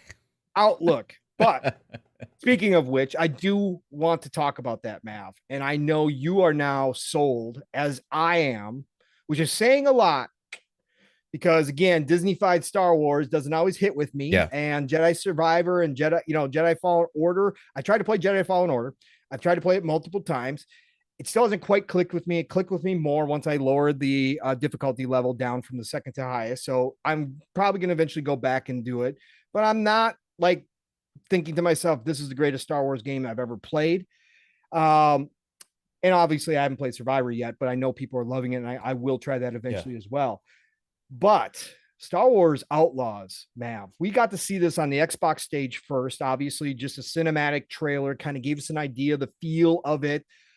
Right away, this guy noticed, they're going to set this sometime during the original trilogy. Thank you very much, which isn't done anymore. I'm already interested. But then the Ubisoft showcase showed up, and we got a gameplay trailer, full on gameplay, right? Showing us exactly what this game is going to be about. And again, from Massive, who both Mav and I absolutely adore, the Division developers, along with Snowdrop Engine, which again, I consider one of the best engines out there visually when it's used properly. And Massive obviously knows how to use that engine. Man, was I blown away, Mav. Give your thoughts on Star Wars Outlaws, because I was watching you guys, obviously living vicariously through my brothers this week, because I couldn't be at any of these showcases to live stream it, but I was doing my best at work to be there. But I watched this full segment. I went to the bathroom. I was like, screw this. I'm watching Star Wars Outlaws. What do you think about Star Wars Outlaws, brother? I was impressed, man. Like, and first off, I got to say thanks to everybody that took part in our co-streams and all that stuff. And Pong, you were there for the Xbox showcase and stuff as well, and Summer Game Fest. So you did your part, sir. But everybody that took part in our co-streams, Jasper and Psycho, 3-Bit, Steel Rain was there for a lot. We had different people come through here and there, but also especially all of the people who watched our co-streams, because there's like 100 of them out there. You could be anywhere, right? So thank you for taking the time to watch these showcases with us, because we tried to bring you as many as we could. So we had like 5 or 6 different showcases we did here. So thank you guys for watching with us. It means a lot. But this one, Ubisoft Forward, actually did surprise me. I thought that it was better than it was going to be. Like, especially because I have in my mind the last couple of UB Forwards, which were absolute dog shit. More on the level of what Capcom gave us this year, honestly, but even worse usually with Ubisoft. This year they had a good cadence, and they had a trailer. Then they had like a developer talk to them, and then they had like maybe some gameplay, right? And they had cringe, and then they went back. And then they went to this huge like 30 minutes of just absolute ass, and then they got back. Who was that director? Jesus Christ. Yeah. Wow. But speaking on Star Wars Outlaws specifically, that game surprised me. It's way more ambitious and bigger than I thought it was going to be. Yep. At first, when we had heard Massive was making a Star Wars game, I assumed maybe it's going to be some multiplayer co-op experience a la Division, but set in Star Wars and all these things. But it turns out it's more story based. It's open world, or open galaxy, maybe galaxy, or whatever. Like semi, when they travel different planets, and it was already great. And then when they took off in the ship into space, I'm like, okay. I did not expect that. Right. I did not expect that for as good as this was already looking. Right. I did not expect that moment right there. And it turns out it's much bigger, more ambitious game than any of us thought. And next year, if they hit it, it's Ubisoft. If they hit it, so it's Ubisoft. Let's be real, right? But man, they were confident in what they showed. They already had stuff well put together. So it wouldn't surprise me if they're able to get this out next year. It's way further along than I thought it would be, based on what they showed, and I'm excited for it, man. Like, and for it to sell you, it's hard to do. It can, cute companion and all. Yeah, I was going to talk about that again. Enough of that nonsense. Again, give me Chewies, give me regular companions, but this whole Disney-fied, every character needs a small, cute little either droid or some rare creature that nobody's ever seen in the Star Wars universe before. Yeah, that can stop anytime, folks. I'm sorry. That's not what I want. But anyways, I digress. Continue, man. Continue. No, is this like a day one for you for sure now, or? Yes, I'm that sold on it as long as we keep seeing it and it keeps showing off, because they're going to continue to show this. The fact that, Xbox has the marketing rights for this is a huge W for Xbox. This is going to be a big IP. If what they're showing us right now is impressing so many people. Kay, the main character, love her design. Love her design. I don't love when we don't have character creation and we just get a main character. I don't love all of them. But this one, Kay, just her whole appearance, her look is fantastic. The fact that she's like a Han Solo type character with the comedic stuff in between, and the lines weren't cheesy. They sounded like a Star Wars line in a movie. Nailed it. The voice actress who is portraying her already, I absolutely enjoy how she's delivering these lines and how the dialogue's going. The fact that they're playing again, man, how many times have I asked? This is my thing with Star Wars. Why do we always have to be the good people?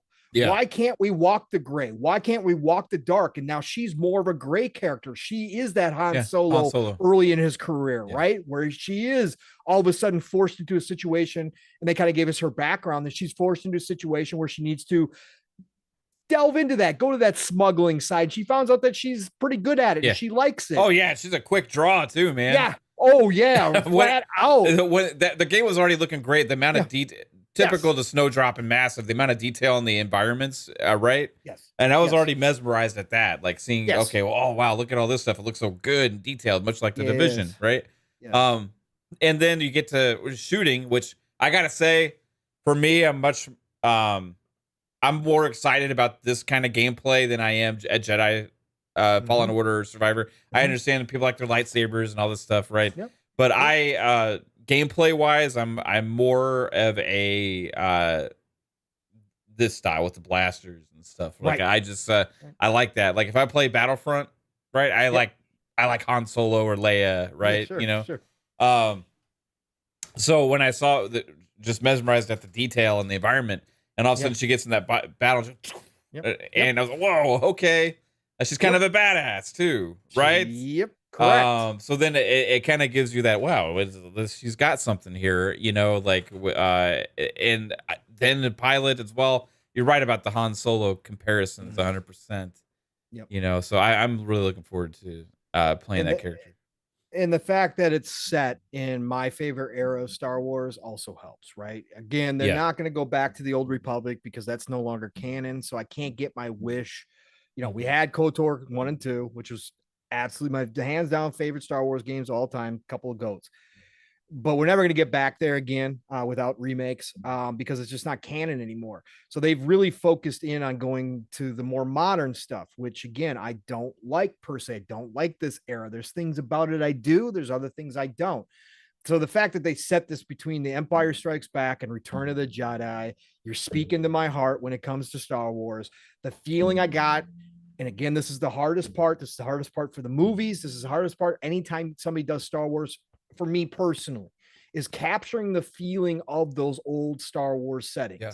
There's just something that misses most of the time. Rogue One, for me, is one of the closest modern day Star Wars movies that have hit notes that felt very familiar to the old school Star Wars. Shout out to Gary Whitta. Shout out to everybody who worked on Rogue One. The more times I watch, the more appreciative I am in that movie. So again, for this game to come up and just what I saw, just the feelings that it evoked when they gave me different scenes that Kay was in and the situation she was in, it wasn't one for one, like they were taking from the old trilogy and just remaking it and making it into a new story, but it had similar beats that I was like, yes, I like this. Again, how she delivered her lines, the little comedic interplay while she was in the middle of a battle. Yes, thank you, Han Solo. I appreciate that.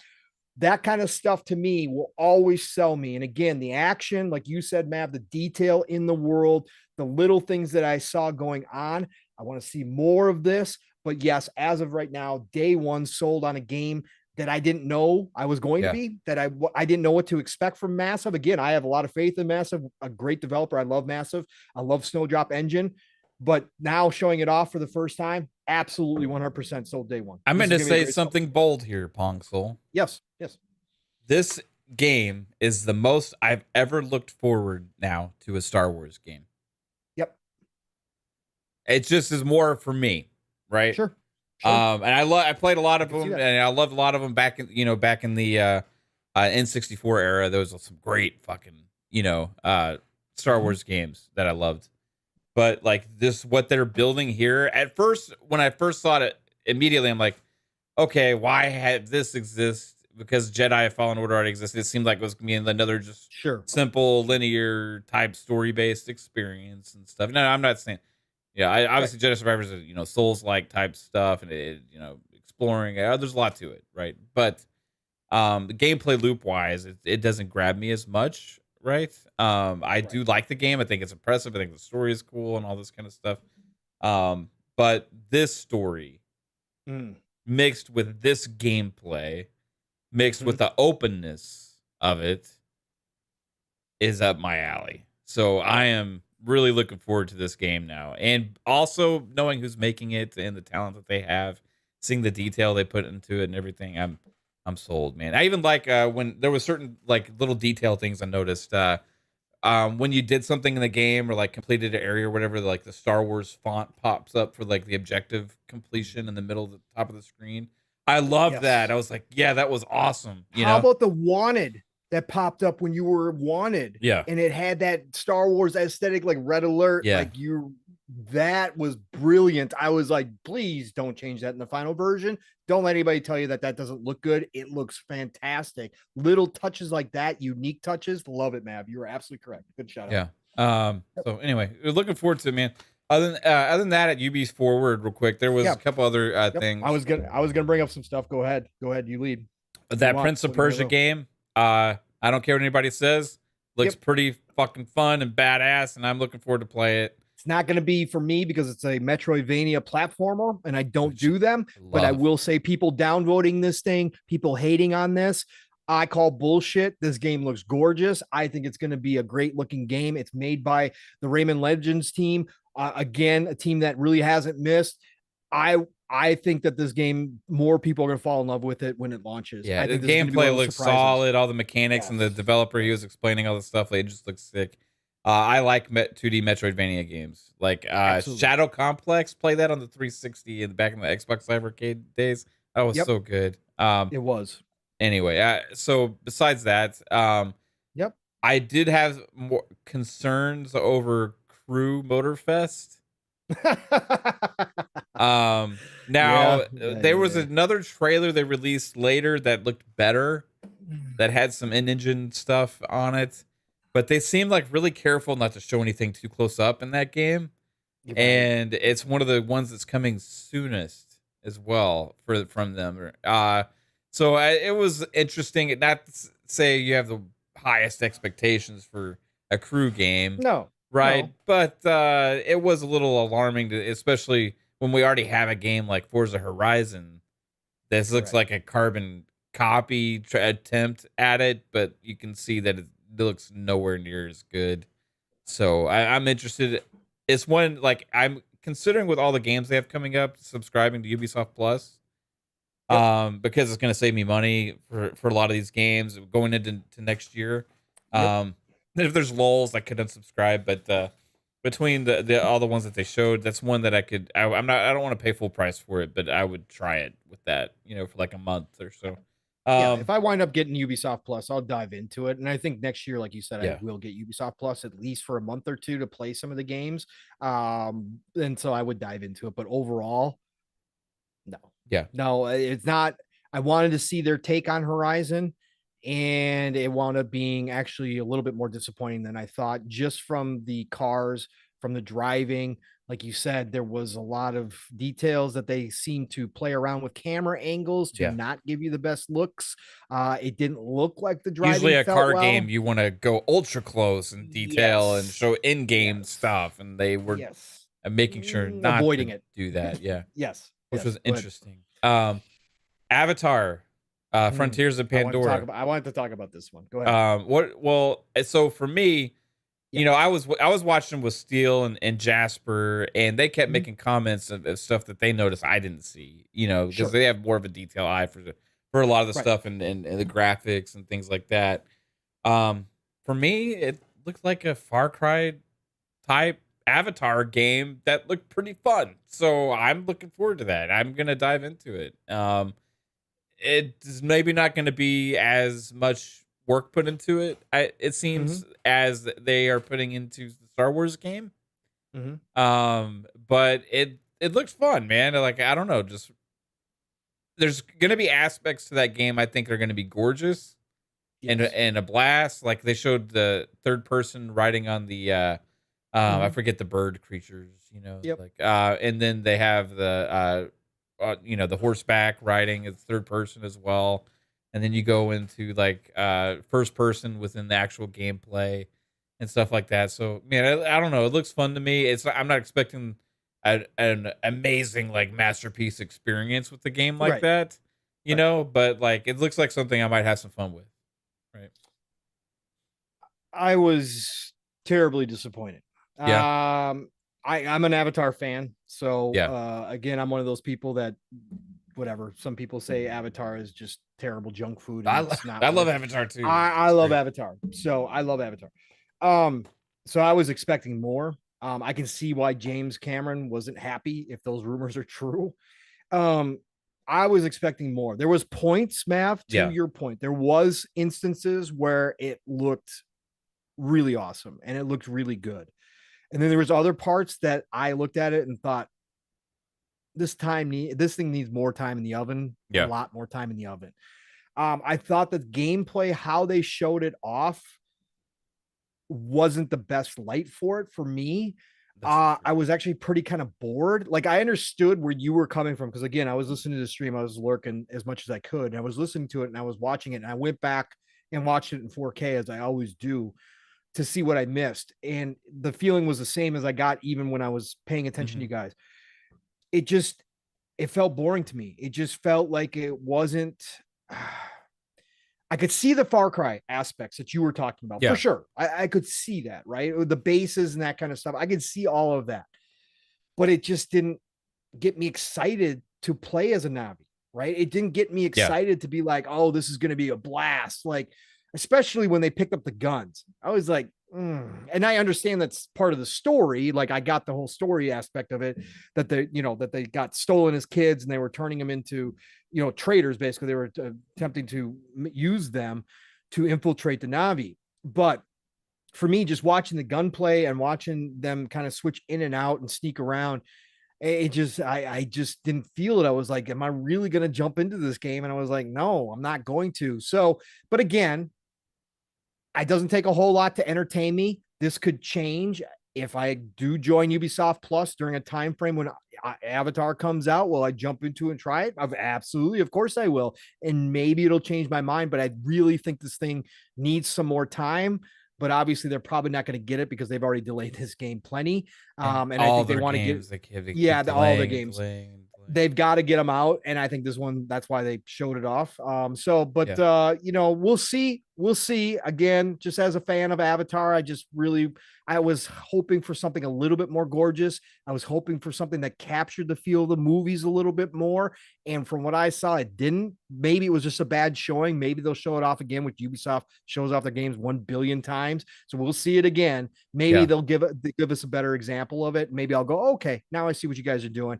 But just, it wasn't impressive. I'm not expecting this game to light anybody's world on fire or anything like that, for sure. Like, I think that if for people looking for that amazing Avatar experience, right? I think from what I saw, I agree. There's probably going to be some letdown here. For me, like, when I'm looking at it, it just looks like dumb fun. Like, it's sandbox shooter style experience, but on Pandora. Right. And so I'm looking for it. Like, I think it's going to be a fun time, like, that I can have, but I'm not going to have like high expectations. You know what I mean? It seems like it's more or less like a Far Cry clone. Instead of doing one of these, another big Far Cry expansions, this is almost like that. Yeah, but like, the interesting thing is, like, it's in Snowdrop instead of the Dunia engine. Right. I almost thought it was Dunia engine when we're watching it. I like mind tricked myself, like, because it looks so Far Cry-ish for it not to be in the Far Cry engine. Right. Like, but it's in Snowdrop. I wonder if that's the thing where they're going to start doing like all of their games in Snowdrop instead in the future. Because if you can produce something that looks so much like Far Cry, and they said co-op too, didn't they? I think they said co-op in this trailer. Then when they said that, and I was like, whoa, what? That, like, this it's doing a lot of the things that Dunia can do. Right. So it's like, okay, well, like, why not just have everybody use Snowdrop, because it's like way more good at creating good details and stuff, I just don't want them to be like EA and force everybody into Frostbite. I don't want a situation where Ubisoft starts telling all their devs, "Oh, you guys got to use Snowdrop now because it's proprietary. It's our best engine." I don't. Both the games that we saw in Snowdrop were from Massive, right? So it's correct. And I don't think it's going to be that, because again, the Assassin's Creed engine is fantastic. I forget what it's always called. That's proprietary too. And like you said, the Dunan engine is also really, really good for Far Cry. So I don't think they would ever do that. But it was a little funny seeing Snowdrop here a couple times, but you're right, they're both massive games, so it makes sense. What else was there again, Pong? There was well, then the other one, again, we've talked about it plenty of times because we've already seen it, but every time I see it, I do get a little bit more excited for Assassin's Creed Mirage. I really do. It was a good showing. I will agree with people that I was expecting a little bit more graphically from this game. It does look like an older Assassin's Creed, and I know they're like bringing obviously the back to that style, but I was expecting Assassin's Creed Mirage to look a little bit more. How do I want to put this? This looks like a passion project Assassin's Creed Mirage, right? This looks like something that, obviously, because it is a smaller experience, because it's not the mainline games, the big open world games that they obviously cut the budget way back. Obviously, they don't need as much as they do for like a Valhalla, but it looks like that caused the graphics to take a little step back, right? And maybe that's just me. Again, I don't play graphics. I really don't care at the end of the day. It's just something that is noticeable when I'm watching the gameplay. But the gameplay itself, oh yeah, you're singing all the right tunes every time you show this off, Ubisoft. This is my style of Assassin's Creed. I love the open world ones as well. But the fact that they're going back to this style, giving us a shorter experience, and the way that they're showing off like the assassinations, and I believe in this one, Mav, didn't they show off? They've got it like a multi-kill type of assassination, almost like you can mark them and kill two people at once. Is that correct? Yeah.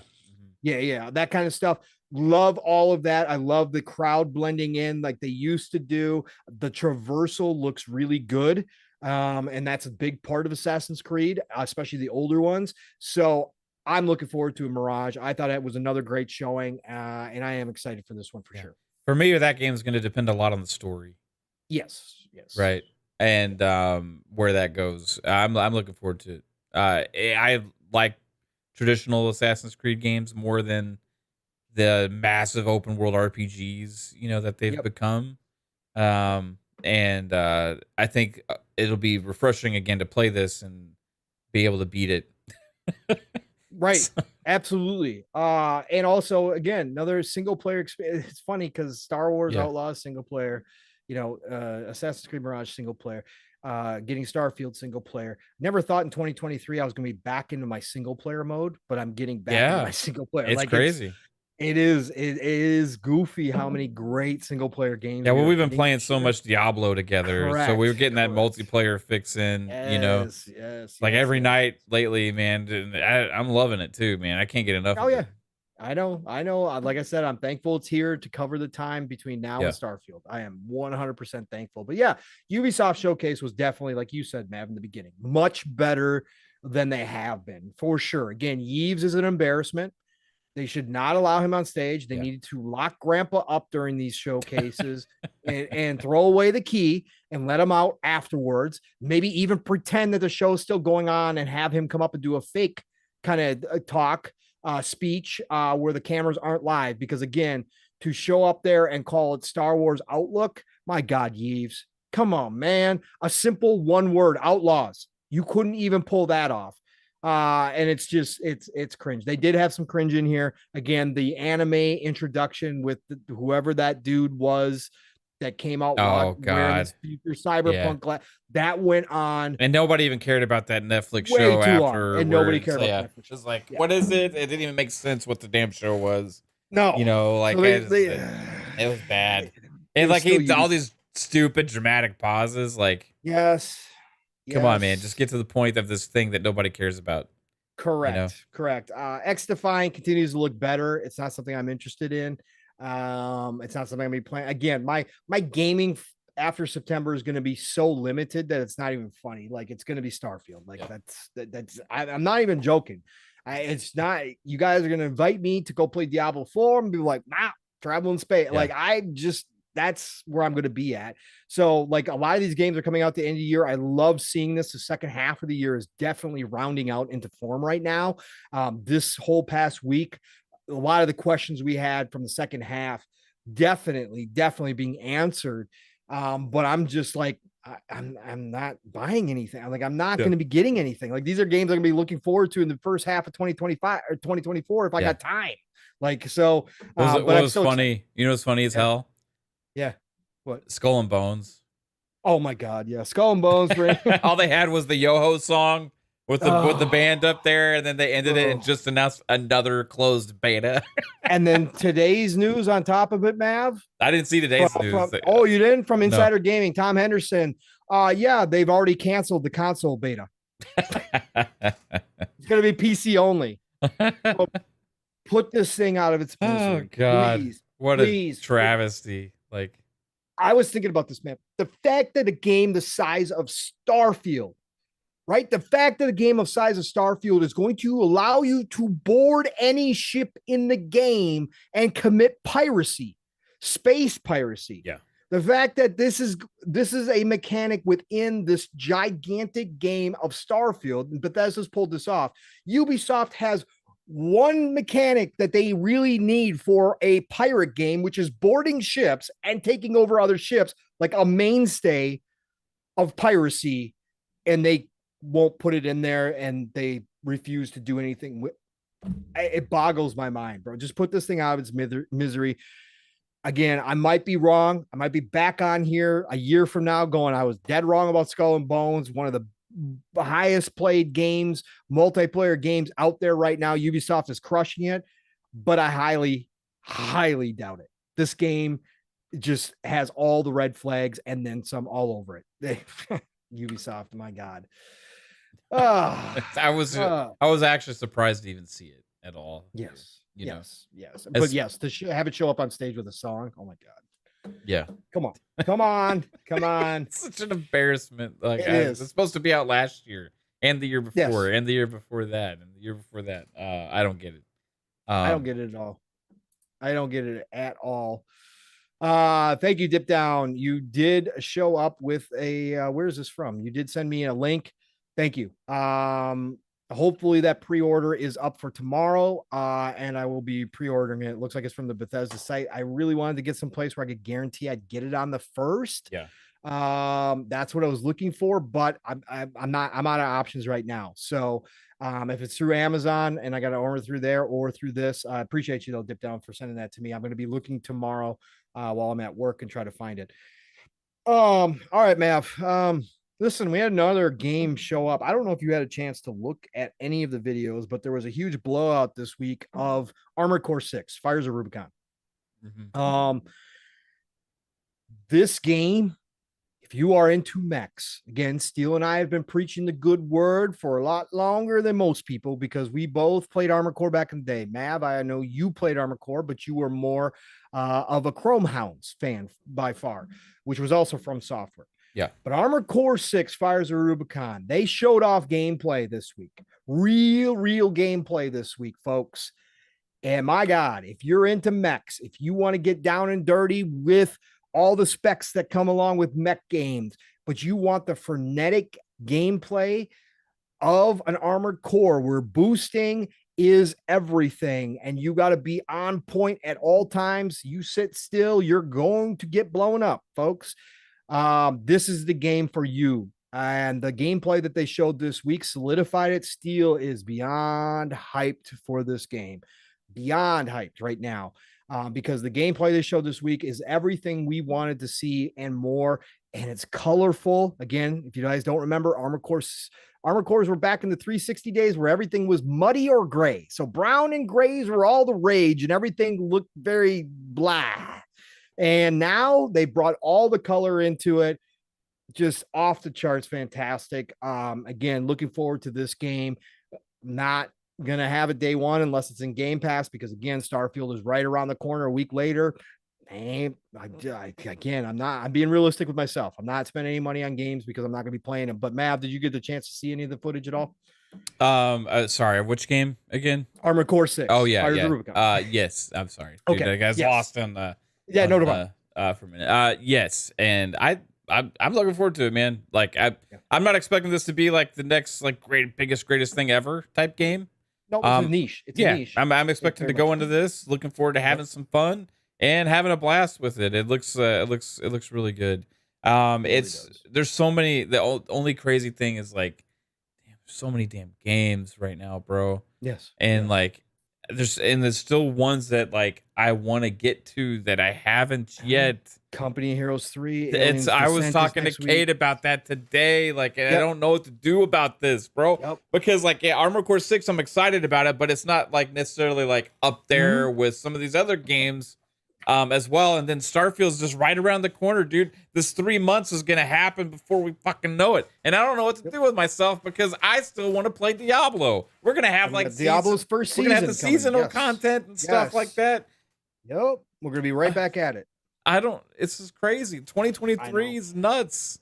It is. It's nuts. And then we got other games still coming besides that. Like we found out about a bunch of other 2023 end of the year stuff happening this year at the show and during showcase season.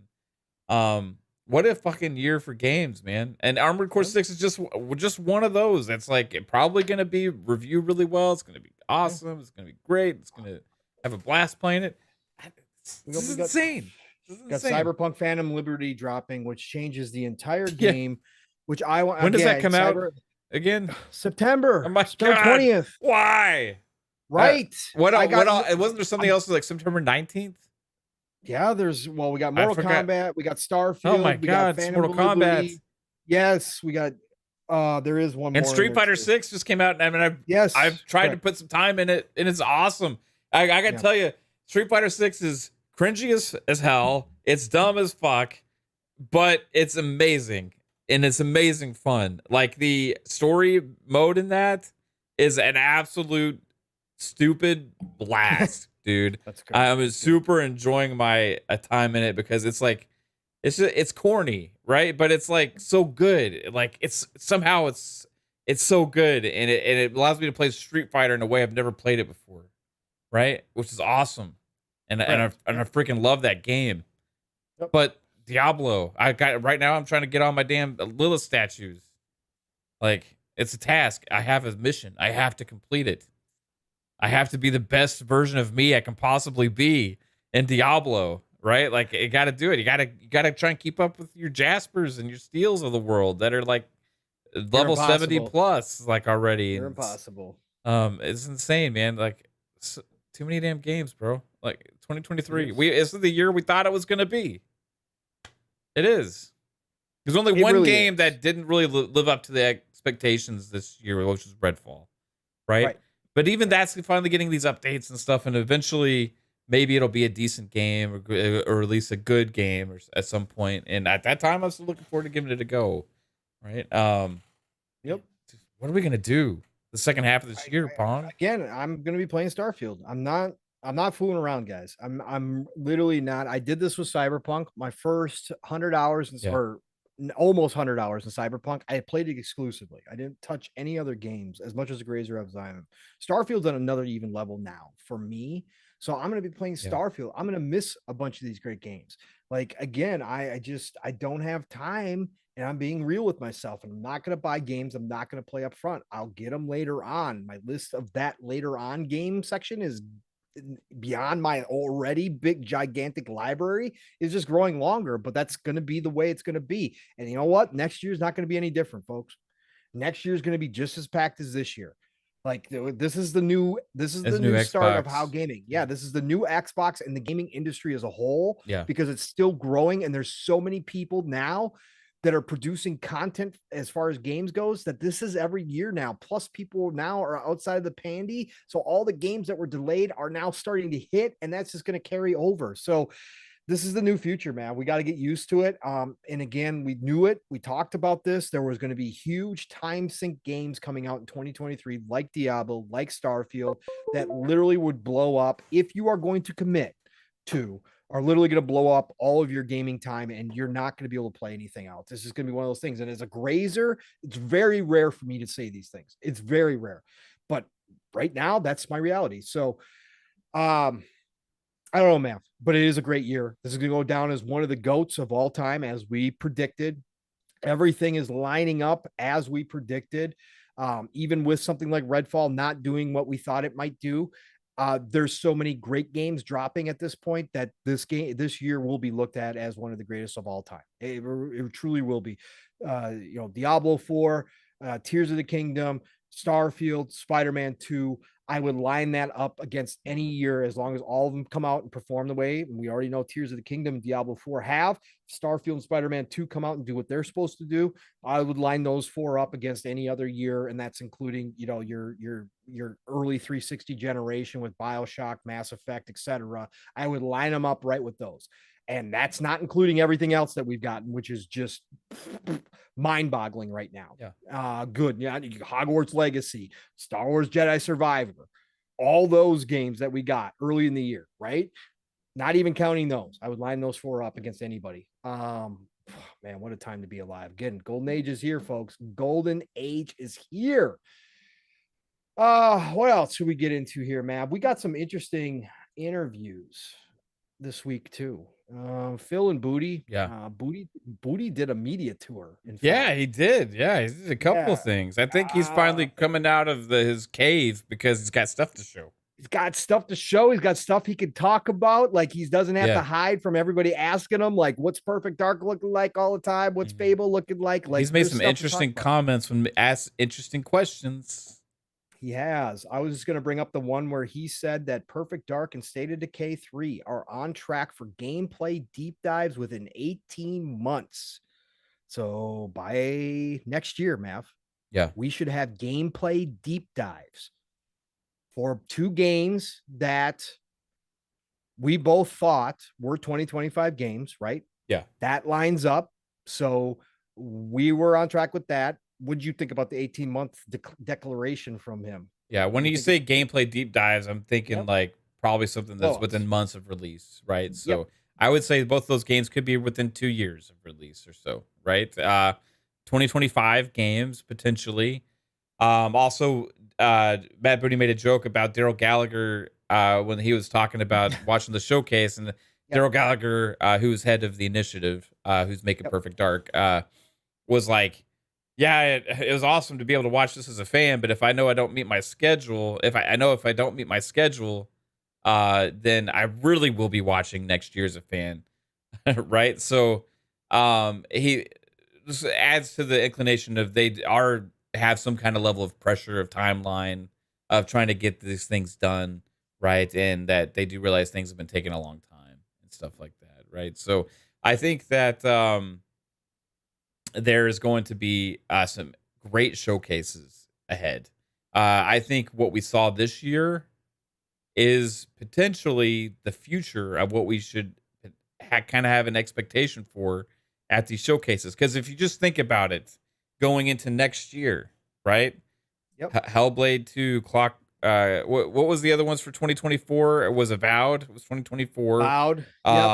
We didn't get an Exiles or Compulsions years yet. So those ones are probably 2025 or later, right? But Hellblade Fable 2, didn't have one. Fable didn't have one, right? No, Fable didn't have one either. So okay, all right. Those games maybe 2025, 2026 or whatever. Who knows? 2025. But even imagine 2025, Perfect Dark, Fable, and State of Decay 3.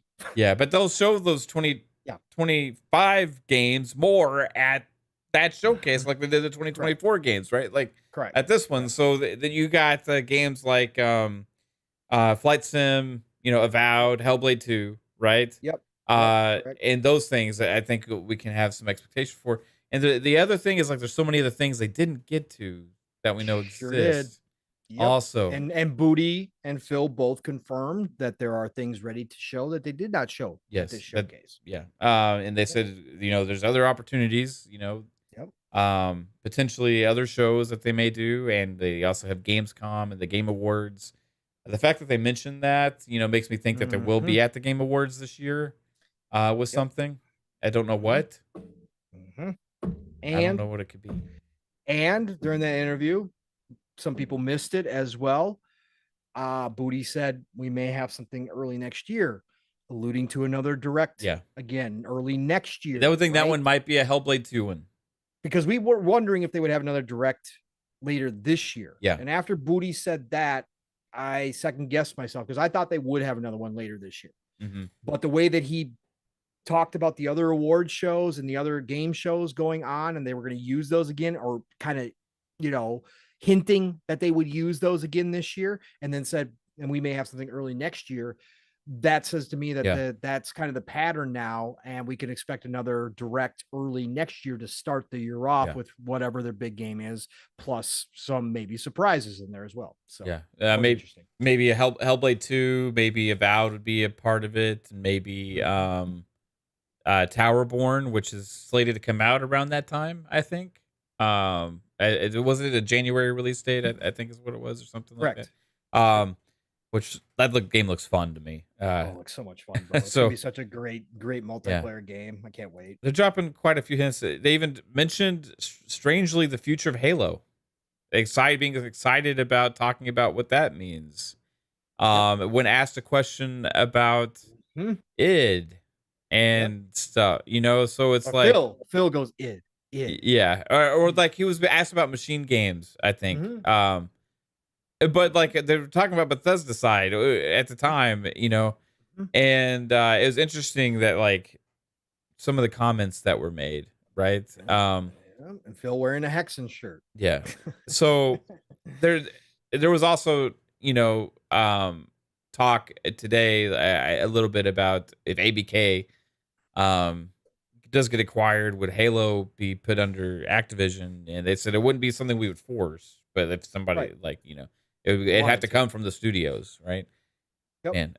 And maybe that's the same approach they took with ZeniMax Bethesda, and maybe a studio said, hey, we would love to take a stab at our version of Halo, right? And are we able to? And maybe one of these studios on the Bethesda side is why we haven't heard anything about the second project that they're working on, or even with id's case, the first project that they're working on.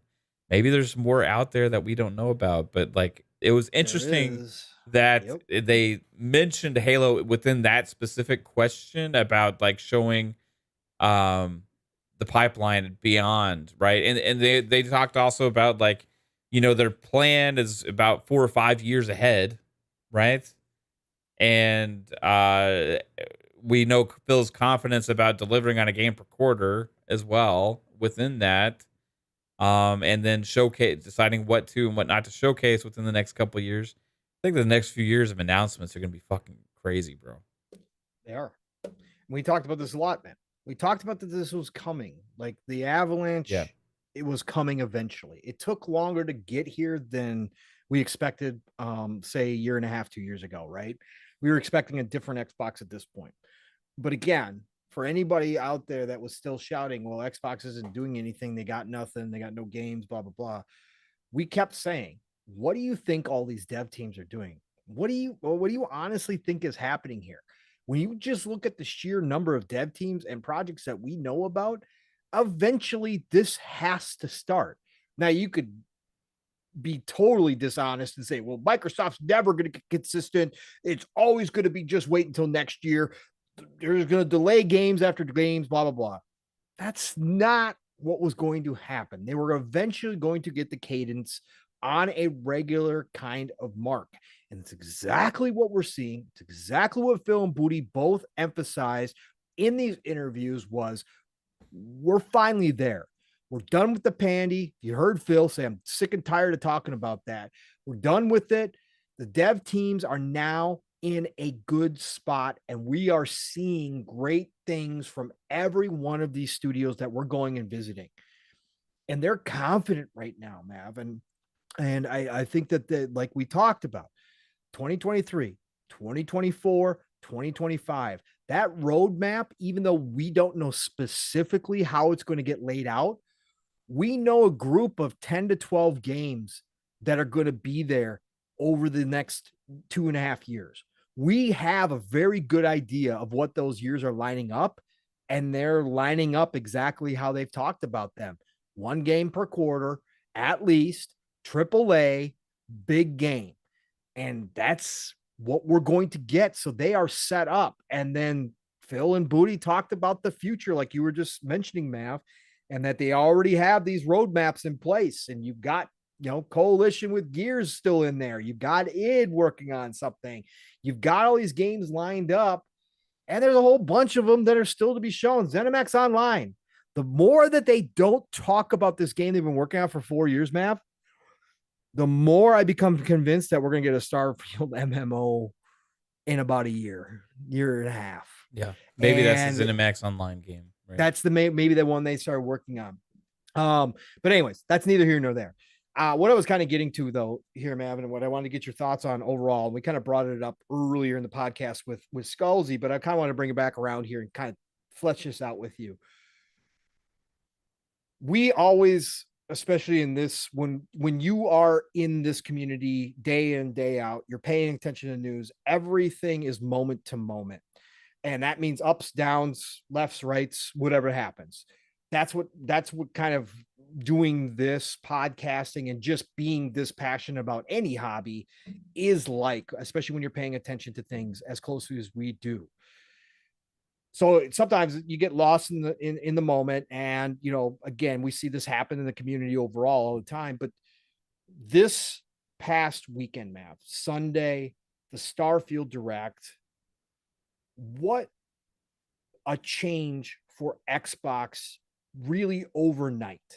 The entire conversation, we saw this previously. We saw this back in 2020, 2021 when they were on a roll, and we were like, man, this train, like they're dominating news cycle after news cycle, like they're on a roll.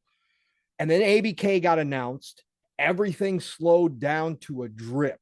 Yeah. At most. Including the games.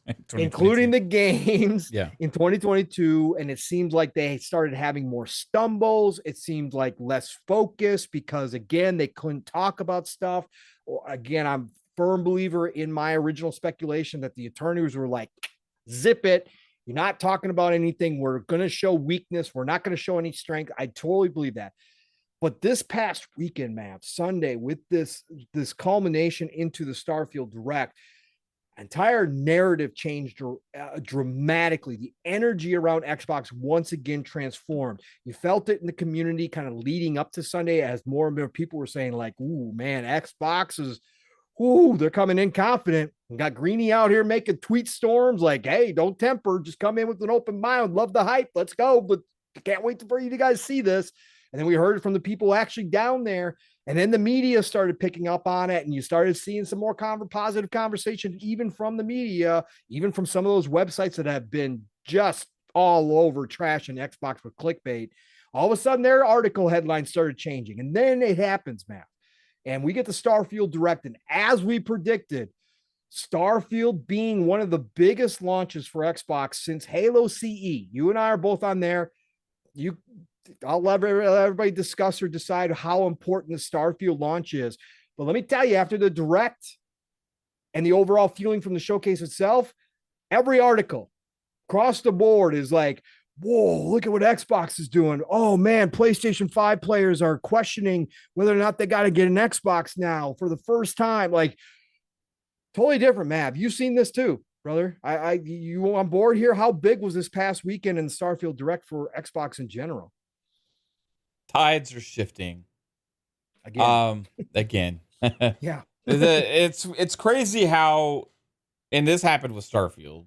Like, people just forget things or act like things don't exist or like don't blinders. Yeah, they have their focus on one thing or they just want, all I care about is the here and now. What's happening today is the way everything has always been and always will be, right?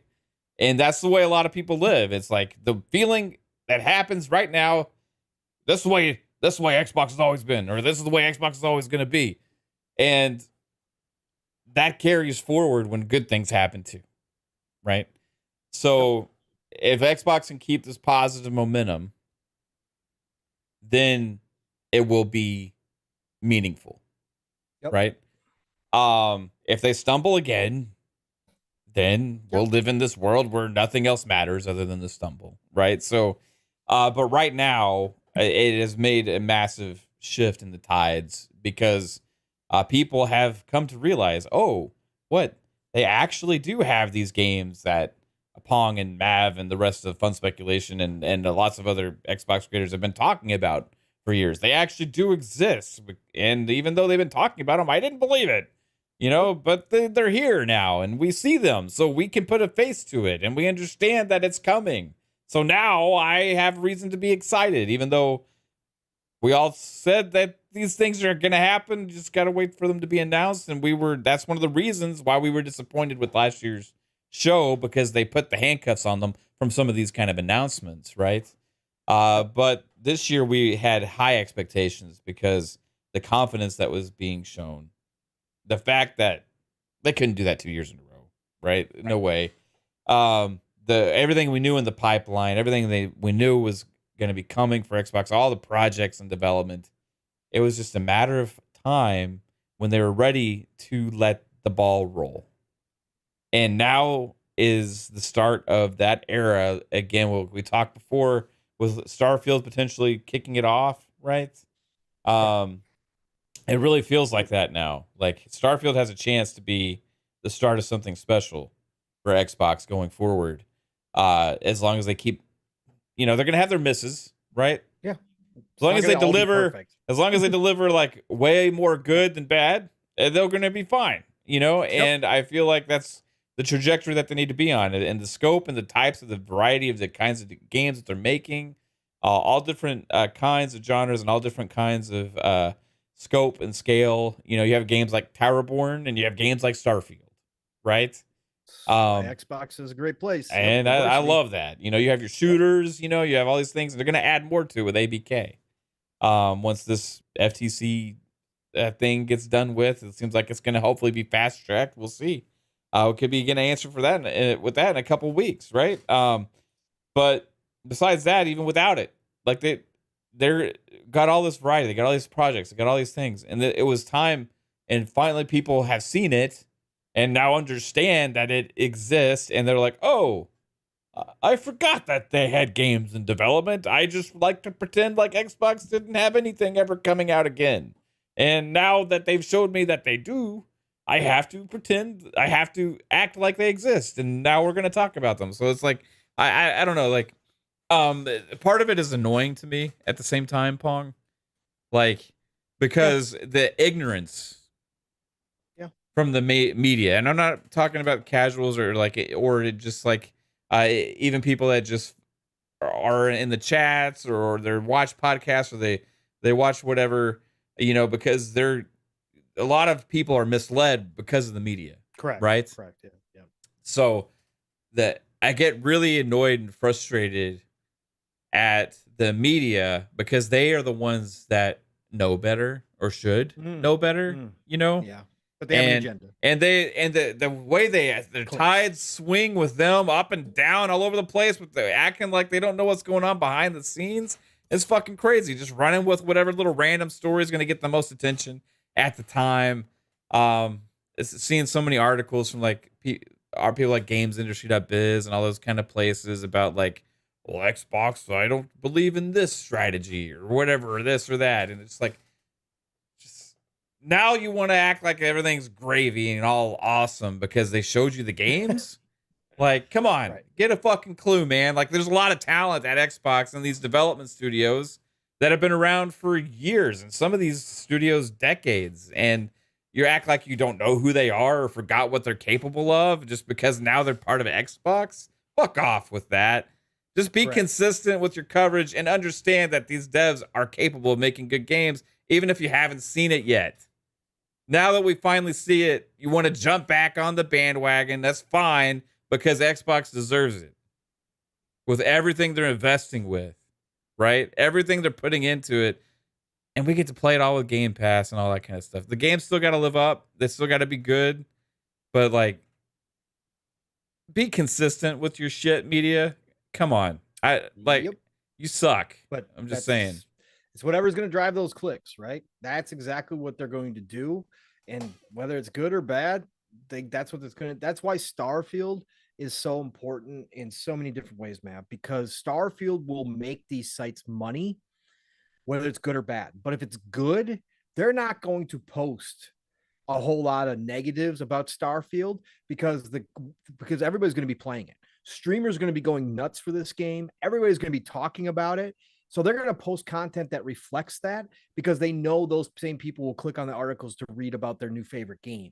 So that's why it's so important that Starfield creates this nice bubble around Xbox right now. That's why, again, we went back and we talked about this being one of the most important releases since Halo CE. I firmly believe that because that alone can insulate Xbox. Even if they do have a stumble, Starfield, if it becomes the next Skyrim, which, again, we all believe it will be, but even on a whole new level, that gives you a whole lot to play with in terms of, well, hey, they stumbled out with this game, but look at Starfield.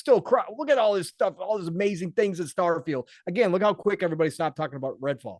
Look how quick all the people that tried to pull the 30 frames thing out as a huge negative, as a suck thing for Xbox, got steamrolled even by developers who, again, Bethesda has earned the respect of for decades.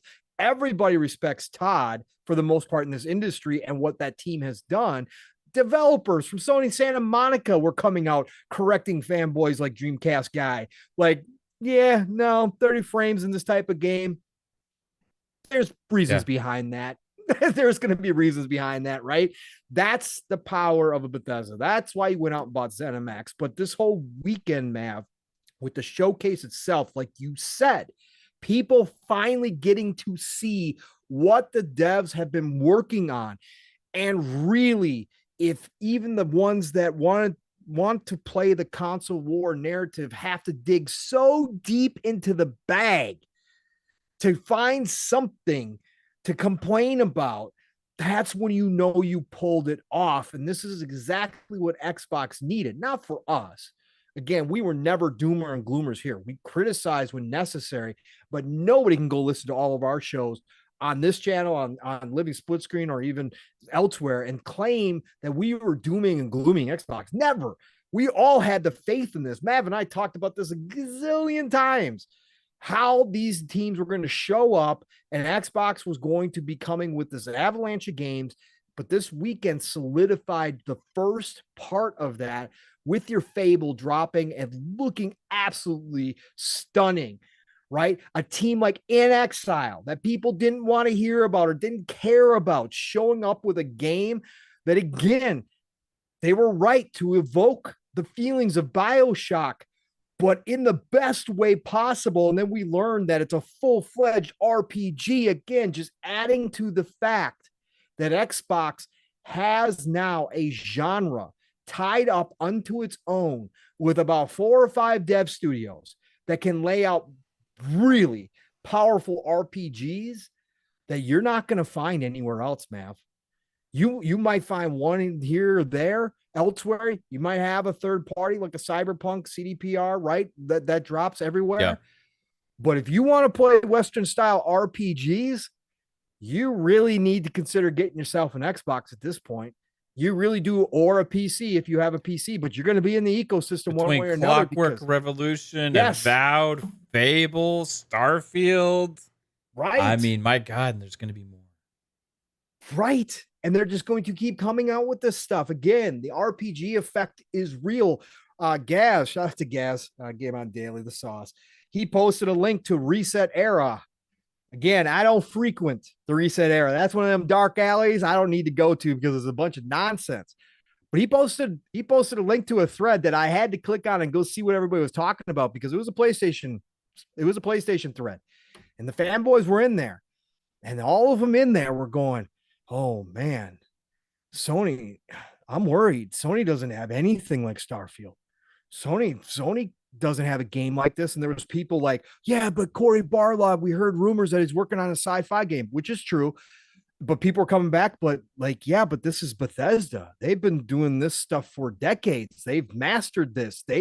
Cory's team, it would take them 6-7 years to make a game like this, and it probably wouldn't be as good because they don't have the experience. You can't just make these games, or the engine, right? So people were like, yeah, but we can't expect that kind of game out of any Sony first party. Like, there's no place else to get a game like this, as Matt and I talked about plenty of times. Bethesda, they want it only. And that's kind of the sentiment on the underside of the community that's kind of starting to bubble up now, where people are finally getting to realize it after this weekend, seeing this stuff for the first time, going, oh boy, yeah. There's more to life than just these third-person action, single-player story-based games. Yes. And that's all Sony's got. And what did Sony show off at their showcase? And those are even few and far between now. Right. And when they come with their showcase and show off games as a service. And we know how a lot of Sony players over there feel about games as a service, because they were out in droves going, this isn't what I wanted. Where's my Last of Us? Where's my Ghost of Tsushima 2? Like, they are trained to love one style of game, whereas Xbox players play all sorts of games. I'm not generalizing. There's plenty of PlayStation players that play all sorts of games, and they have a ton of stuff over there, JRPG wise, that Xbox will never see. So that's not. It's the messaging that PlayStation's been putting out there, right? Correct. That those are the premier experiences. That's what people want to play. If you want quality and all that kind of stuff, Correct. and it's got put on a pedestal, right? Correct. Like, and it's like, why doesn't Xbox have those kind of games, right? Yep. And which has been something missing from first party for a while. It seems like it's being addressed, right? But to rely so heavily on just that one type of genre for a long time, now it's seeming like, well, oh shit. And this is why they rely on third party so much, though. You know, they rely for RPGs. You know, they go to Square Enix, or they, you know, if they need something else, they go to somebody else. And they were trying to get Starfield. Yeah. You know, they were trying to. Xbox said, nah, that's ours. You know, and we're gonna buy them, so we make sure you don't get it. And Elder Scrolls 6 and all these other things, you know, because we want to have control over the future of these kind of games on our platform, right? And we saw what you did to these other games, keep them away from us. You ain't keeping this one away, you know. And now they're feeling it, because guess what? They don't have it, right? So, you know, I do sense a little bit of jealousy, a little bit of remorse, a little bit of a realization, correct, a little bit of, oh shit, what is that? How did I miss this? You know, it's interesting. And the fact that everything that Xbox showed this weekend, Matt, all looks so different. Yeah. There was articles being written after the Summer Games Fest, after Sony's show. There was articles written from the media talking about how and I saw this on Twitter too, a lot of people saying, oh, all the games are starting to look alike. Every game is just kind of mixing together. All these games are looking alike. They're not playing anything different. What are we doing here? Is this where we're at now in gaming, that we're all going to get the same type of game because that's the one that sells? And over on Xbox side, you look at that showcase, because Xbox allows their teams to be their own creative directors, because they allow their teams to do what they want to do. Every single one of those games looked different from the next one, Mav. Every single one was unique in tone, in style, in gameplay. And that you don't find on other places, right? That's something unique to Xbox. The diversity of the lineup is special, and people, you don't have to like every single one of them. Not everybody has to like the style of Avowed, or thought that it should be something different. That's fine. If that's not your style, I get it. But I can guarantee you something else piqued your interest in that Xbox showcase. And I can guarantee you that more stuff piques somebody's interest in the Xbox showcase than out of the Sony showcase. That's what Xbox is working on right now. This is what we talked about with all these studios they're acquiring. And Mav, God help everyone if this ABK deal closes next month. God help everyone. Because then the realization is going to get hit over the head with a hammer. Yeah. Right? That's like, oh, and now they're over 35 plus studios in one fall swoop. Oh, Blizzard alone. Oh my God. With Diablo. Oh, okay. Yeah. Right. God, the team that did the CGI, story stuff for Diablo being a part of Microsoft. Oh my God. It's just amazing what they're building. And you know, the one underlying big factor with all of this, right? All this excitement we had over the weekend with all these reveals is Game Pass. Because all those things that you are excited about, that you've seen, you know, you get to play in your gaming subscription day one. And we talked about this, the snowball effect of value. Yep. Once Starfield's in Game Pass, once Forza Motorsport, this new one's in Game Pass, once Avowed is in Game Pass, once Hellblade 2 is in Game Pass, once Clockwork Revolution is in Game Pass, once Towerborn is in Game Pass, once Microsoft Flight Simulator 2024 is in Game Pass, once all these games, with Personas and your Path of Goddesses, your new tactic game for Yes.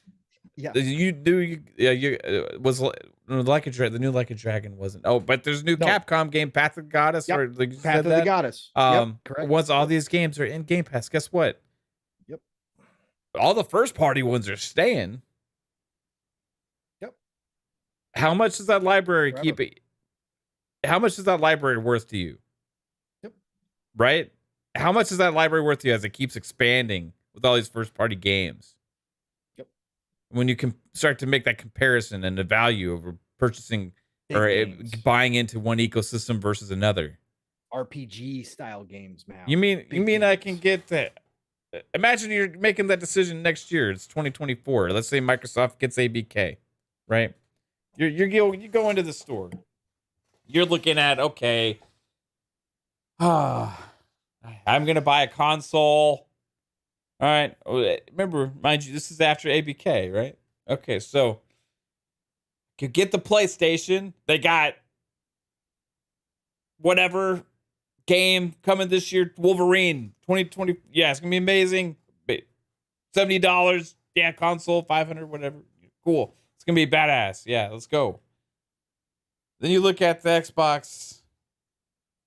Two options: Series X, get it, or hey, I got a PC at home. I could maybe just use that or play on the cloud. But like, look, if I just pay $15 or actually maybe like 25 for my family or whatever that ends up being, I get this year's COD.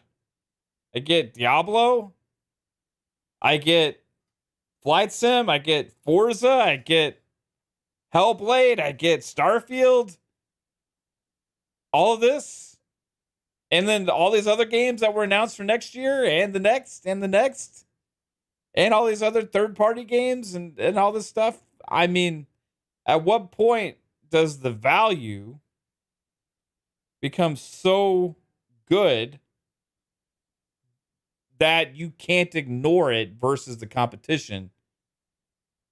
And that's a question that in the future PlayStation is going to have to answer.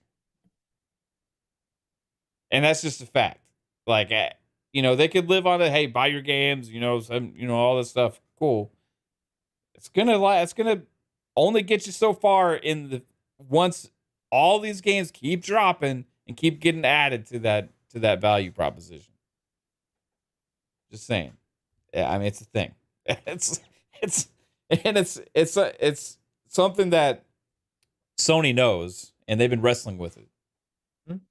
And that's what they've been fighting against the tide, right? That's one of the reasons they wanted to keep those specific games away from Xbox, because they didn't want to have to do it themselves.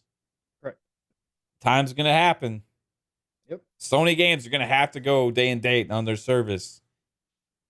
They're pushing back right now, but eventually, yeah. Eventually, you think one so. Day.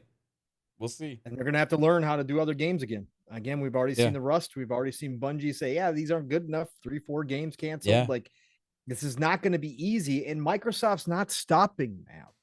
That's the other point. Xbox is not stopping. We just got word this week.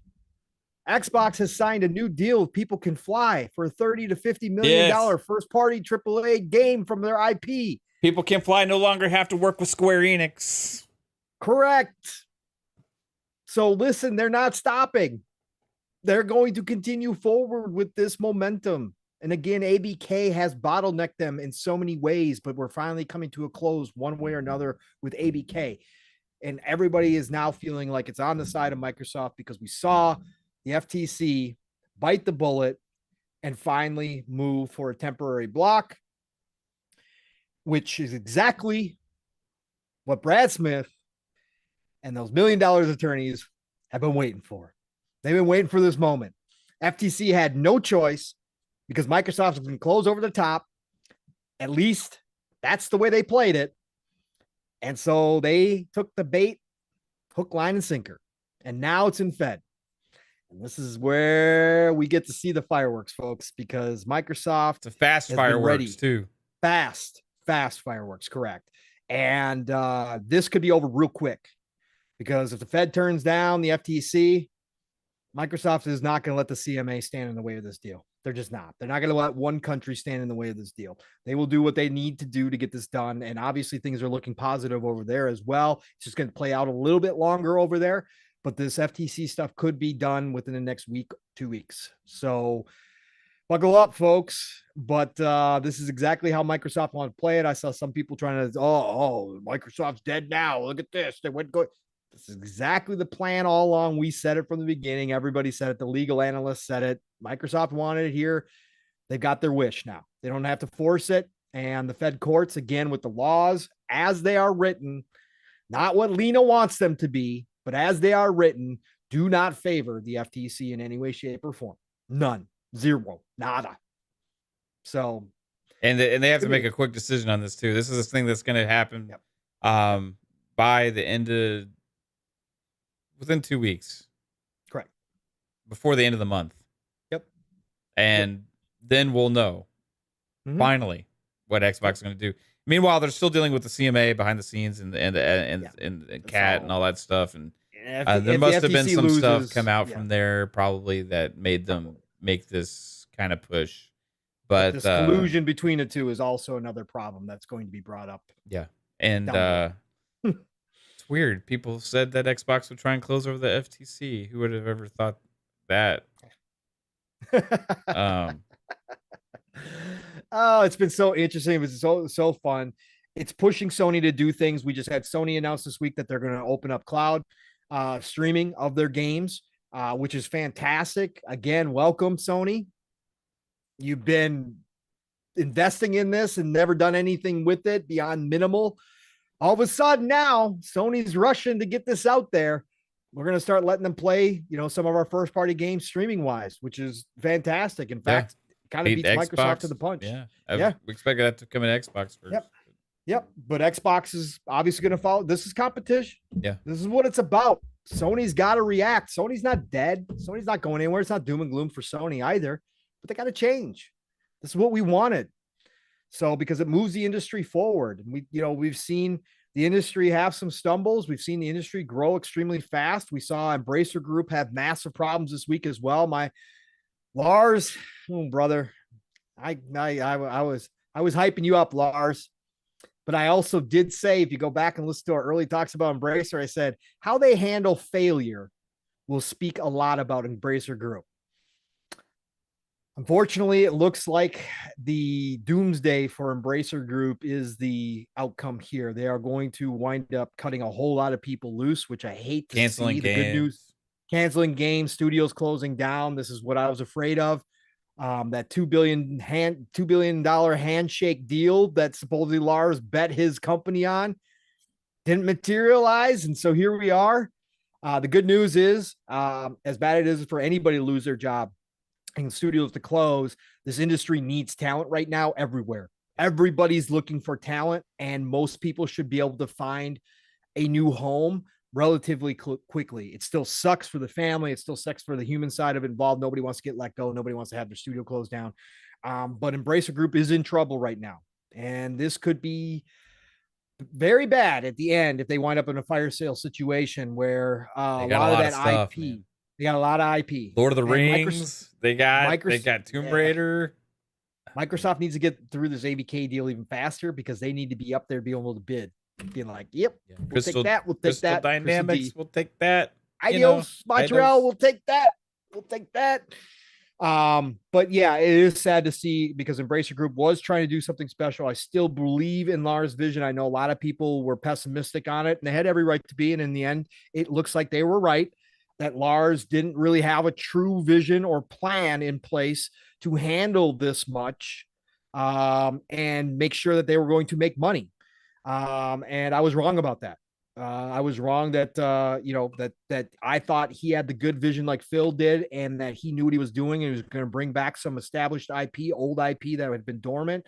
And we were going to see some good things out of there, maybe even create their own subscription service with all this IP and move down that route. But that's obviously not the case. So again, paper thin business model that they were running on. So Lars, still love you for your vision because everything you said was right up my alley and what you tried to do. But man, as a business guy, you're playing with fire, brother, and you just poured gasoline all over yourself. So I don't know. It's interesting, but the industry is still growing. Industry is still stronger than it ever has been. We're going to get GTA 6 next year on top of everything else we've talked about. Next year is going to be a crazy, crazy year as well. Massive growth throughout. There's going to be massive games coming out. What a time. Golden Age is here, brother. Golden Age is here. Everything is falling in line. Sure is, fun. man. It's going to be fun, brother. I'm excited. I'm excited what's going to happen the next couple of weeks, too, with the FTC and the ABK deal. We'll see. We're going to finally get some answers that we've been waiting for a long time. It's all coming to a head. Anything else you want to touch on? Let's get the hell out of here, bro. All right, it's been fun. This has been fun. Chat, you guys were absolutely incredible. When Skullzi here, when we were talking about Starfield, again, the conversation and the excitement was palpable. You guys running through all the different scenarios that you want to do in Starfield. That's what I'd love to see. This is what gaming is about. Again, more people have said it than just me, but Starfield is a generational type game that drives this hype, and to have somebody like Skullzi, who again, for as long as Mav and I have talked about Bethesda and about Starfield and about Todd and the A-Team, Skullzi's been here at ground zero talking about Bethesda for years upon years upon years, making videos, breaking news, again, finding all these copyrighted things. Again, he was one of the first to find Starfield's name. He was the first to find Spy Team, which we still have no idea what that game is. All of this stuff, to have him here on a week like this, where this massive game that so many of us have been waiting for so many years to finally get here, and it was showing off in such a vast amount of information and gameplay and mechanics thrown at us, and just so beautiful. What an experience. What a time. It was great to have Skullzi here. It's such an honor to have him here in chat. Again, you guys were adding to that, even though we couldn't, interact with you guys as much as normally do because Skullzi's got unlimited time. Love to see all the ideas in there. Starfield's going to be something we're going to be talking about for a long time to come. So it was a great night here. Mav, you got through. Again, I couldn't be here as much as I wanted to. I had to live vicariously through the brothers here. But you got through another E3 week, Gamers Christmas week, with a lot of shows. You guys did fantastic job. Shout out to Caitlin for all the thumbnails, getting everything set up. You guys covered it all, and it was great. I mean, again, the panels that you had on there with all my favorite people and my best friends were just, you guys were hitting it out of the park one after another. Kind of getting back to normal here. We had a normal PM in the PM tonight. We got Xbox Ultimate tomorrow. What else you got coming up here, brother? That's it, man. We're back to normal schedule. We got Monday will be FSP again. Finally, next Monday night at 10 p.m. Eastern. But I'm excited to have fun tomorrow night with all the guys, and we'll see if Kate makes an appearance. I don't know, maybe she will. But I'm excited tomorrow night to hang out and kind of look back on that last week that we had, and kind of have some fun with everybody. But it's been a blast covering this stuff. And like every year I learn different things, and take what we learn and maybe roll it into next year as well. So, but everybody that took part watching our shows for the co-streams of showcases, appreciate you being there and having fun with us. Because nothing like watching these shows with your friends. That's what it's all about, right? And then going back and watching a 4K in your little dungeon at best quality possible, right? But Pong, what you got going on, bro?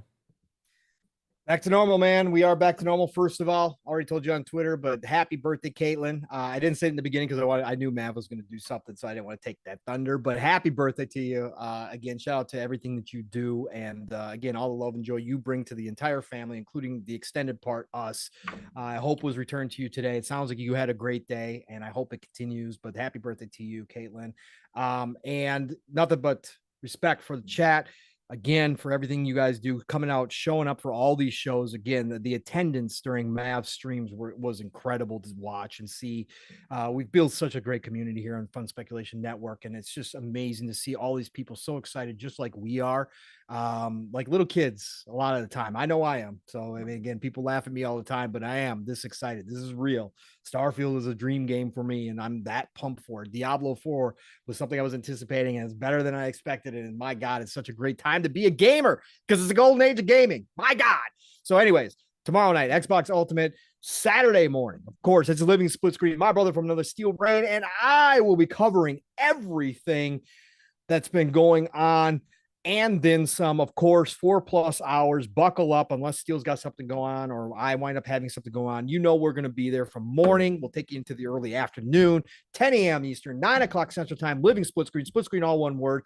Mission 1K is still in effect. So please tell a friend, bring a friend, be there for Saturday morning where you're going to get all the energy you need to start your weekend the right way. Man, it's gonna be fun talking to Steel about all this stuff. He's talked a lot this week, more than usual too. So we're gonna have a blast. We'll have probably a rant or two in there about some stuff we've seen in the community. But Saturday night, you know what else is back? The Shot Podcast. PTK Blam is back in town after his LA trip where he got to meet everybody, including Todd Howard. I'm so freaking jealous of everybody having pictures with Todd Howard. I want my own picture with Todd Howard hanging up back here behind me. I would have that thing blowing up like the president. It's Todd, like it's God. Like that's what I want. But man, he is back. PTK Blam has stories to tell. He was a part of everything down there, living his dream. First time he's ever done anything like that. And he had the best experience. Again, shout out to Xbox for being the only company that big that is even close to being this front and center in the community and how they treat everybody. I watched the videos of Greenberg calling out people like Risk It for showing up from Australia. That personal touch. People try to say it's corny and it's cheesy and it's cringe. Bullshit. That's something special you don't get out of companies like this. And you know what? It's genuine. Those people are actually genuinely caring about the community, and it's cool as shit. I'm sorry you're part of something that's not like that. That's on your side. But, you know, again, on Xbox's side, they treat their customers that way, and it's cool. Again, you don't find that everywhere. So, again, shout out to everybody. But Shop Podcast, Saturday night, PTK Blam, Fuzzy Belvedere, myself, and I believe we do have Umbra and Game Pass Daily is back. Retry is back this week as well. It's going to be a fantastic show. So much to talk about. PTK is going to be telling stories left and right.